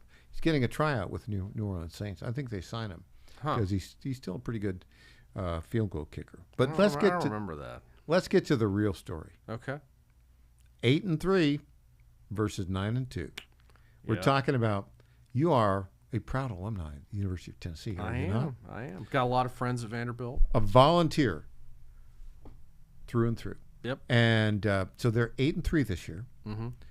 I don't think they're going to make the college football playoff with 3 losses. I don't they're think not. So, no. Vanderbilt, and they're ranked like, 18, something like that? Yeah. And then Vanderbilt is ranked like 12, 13, something like that. Somewhere like that, yeah. They're 9-2. And they've got this terrific quarterback, Diego Pavia, who, did you see him play against Kentucky? I didn't. I was at a wedding. I didn't watch any football that night, but they beat Kentucky like a drum, 45-17. Yeah. He threw for 484 yards, 4 touchdowns, and he ran for a touchdown. I'm not sure Kentucky should really even be in the SEC anymore. Well, they were 5-5 going in. I know. Still. I know, but they're in the SEC. Yeah. I understand the point. Well, I mean, we beat Florida pretty badly, and they're similarly situated Kentucky right now. I mean, just at the rock bottom of their program's history. Okay, so who's going to win? Vanderbilt? Tennessee? I really couldn't tell you. Whoever wins will have to play a near-perfect game to do so. I mean, it's going to be a good game. I mean, it's going to be – it's a very evenly matched teams. I think the quarterbacks are, Joey Aguilera is he's good. Well, his numbers are, I mean, he's very good. He's top 2 or 3 in the country, for passing yards. I mean, he's one of the best. He's an elite college quarterback. So is the Vanderbilt quarterback. Diego Pavia is he's going to be. Their stories are very similar, Heisman, actually. Yeah, they are similar. They're almost identical. I mean, it's it's whoever wins is going to have to play a near perfect game. I think that the records are very similar. They both are coming off of monster wins. big wins where they won big. I mean, the Vols went down the swamp and just 31-11. Just whipped Florida. Stomped them. And, so, I mean, I think you're going to see two very confident football teams square off in Neyland Stadium. I think so. And I think it'll be a good game. And, I'd like to see Diego Pavia have a good game, whether or not Vanderbilt wins. I mean, the storyline is similar to last year. Oh, yeah. And I think that the Vanderbilt team wasn't quite as far along last year as they are this year. They sort of caved under the pressure last year. But they look really good this Tennessee. year. But this year, I think it'll be very evenly matched. College football, I don't know if it's early to call this a failure, but it's a bit of a mess. North Carolina head coach Bill Belichick, 4-7. And with all the sideshow of his girlfriend there, I mean, they'll probably end up 4-8. That's not a success. No, it's terrible. I mean, I don't know what people expected. I mean, it could be any coach that went 4-8. It's North Carolina. They're not. Well, North Carolina was 6-6 under Mac Brown last year. Well, 6-6 still sucks. Yeah. I mean, he's going to have to do better. I don't know if they keep him or not. Yeah. Big buyout, I'm sure. Well, it's huge disappointment, I think, for him and for North Carolina fans. Okay, speaking of disappointment, are Ole Miss fans about to be disappointed? Lane Kiffin, he's got Mississippi. Ole Miss is like 6th ranked. They're playing Mississippi State in the Egg Bowl. Yep. And the day after, they're going to announce, is he bolting for LSU? Is he bolting for Florida? I don't think he's going to Florida. He's not going to Florida. It's either LSU or Ole Miss. Yeah, he's either going to stay or he's going to go. What's he going to do? I don't think it's done. I think that there's still both schools are going to jockey right up till the end. I think Ole Miss is doing everything they can to keep him. If he leaves, it's because he thinks there are things you can do at LSU that you can't do at Ole Miss. I would argue that is probably not true anymore in the age of NIL. I mean, look, if you can go 11-0 at Indiana, then you can win a national championship at any Division I college in America. So, Lane, if you're asking me for advice, which I know you're not, get as much money as you can, but stay at Ole Miss. Oh, absolutely. That'd be my advice. Well, I think it's better for his family. Better for everything. I think it's better for him personally. Who wouldn't want to live in Oxford versus Baton Rouge? Oh, not even close. Baton Rouge is a dump. Amen, brother, to that. All right. Clint Brewer, thanks for joining us today. Thanks for having me. Have a great Thanksgiving. Up next, Rob Carson. Best of tomorrow, Thursday and Friday. I'll be back live Monday, December 1st. Have a great day and a great Thanksgiving.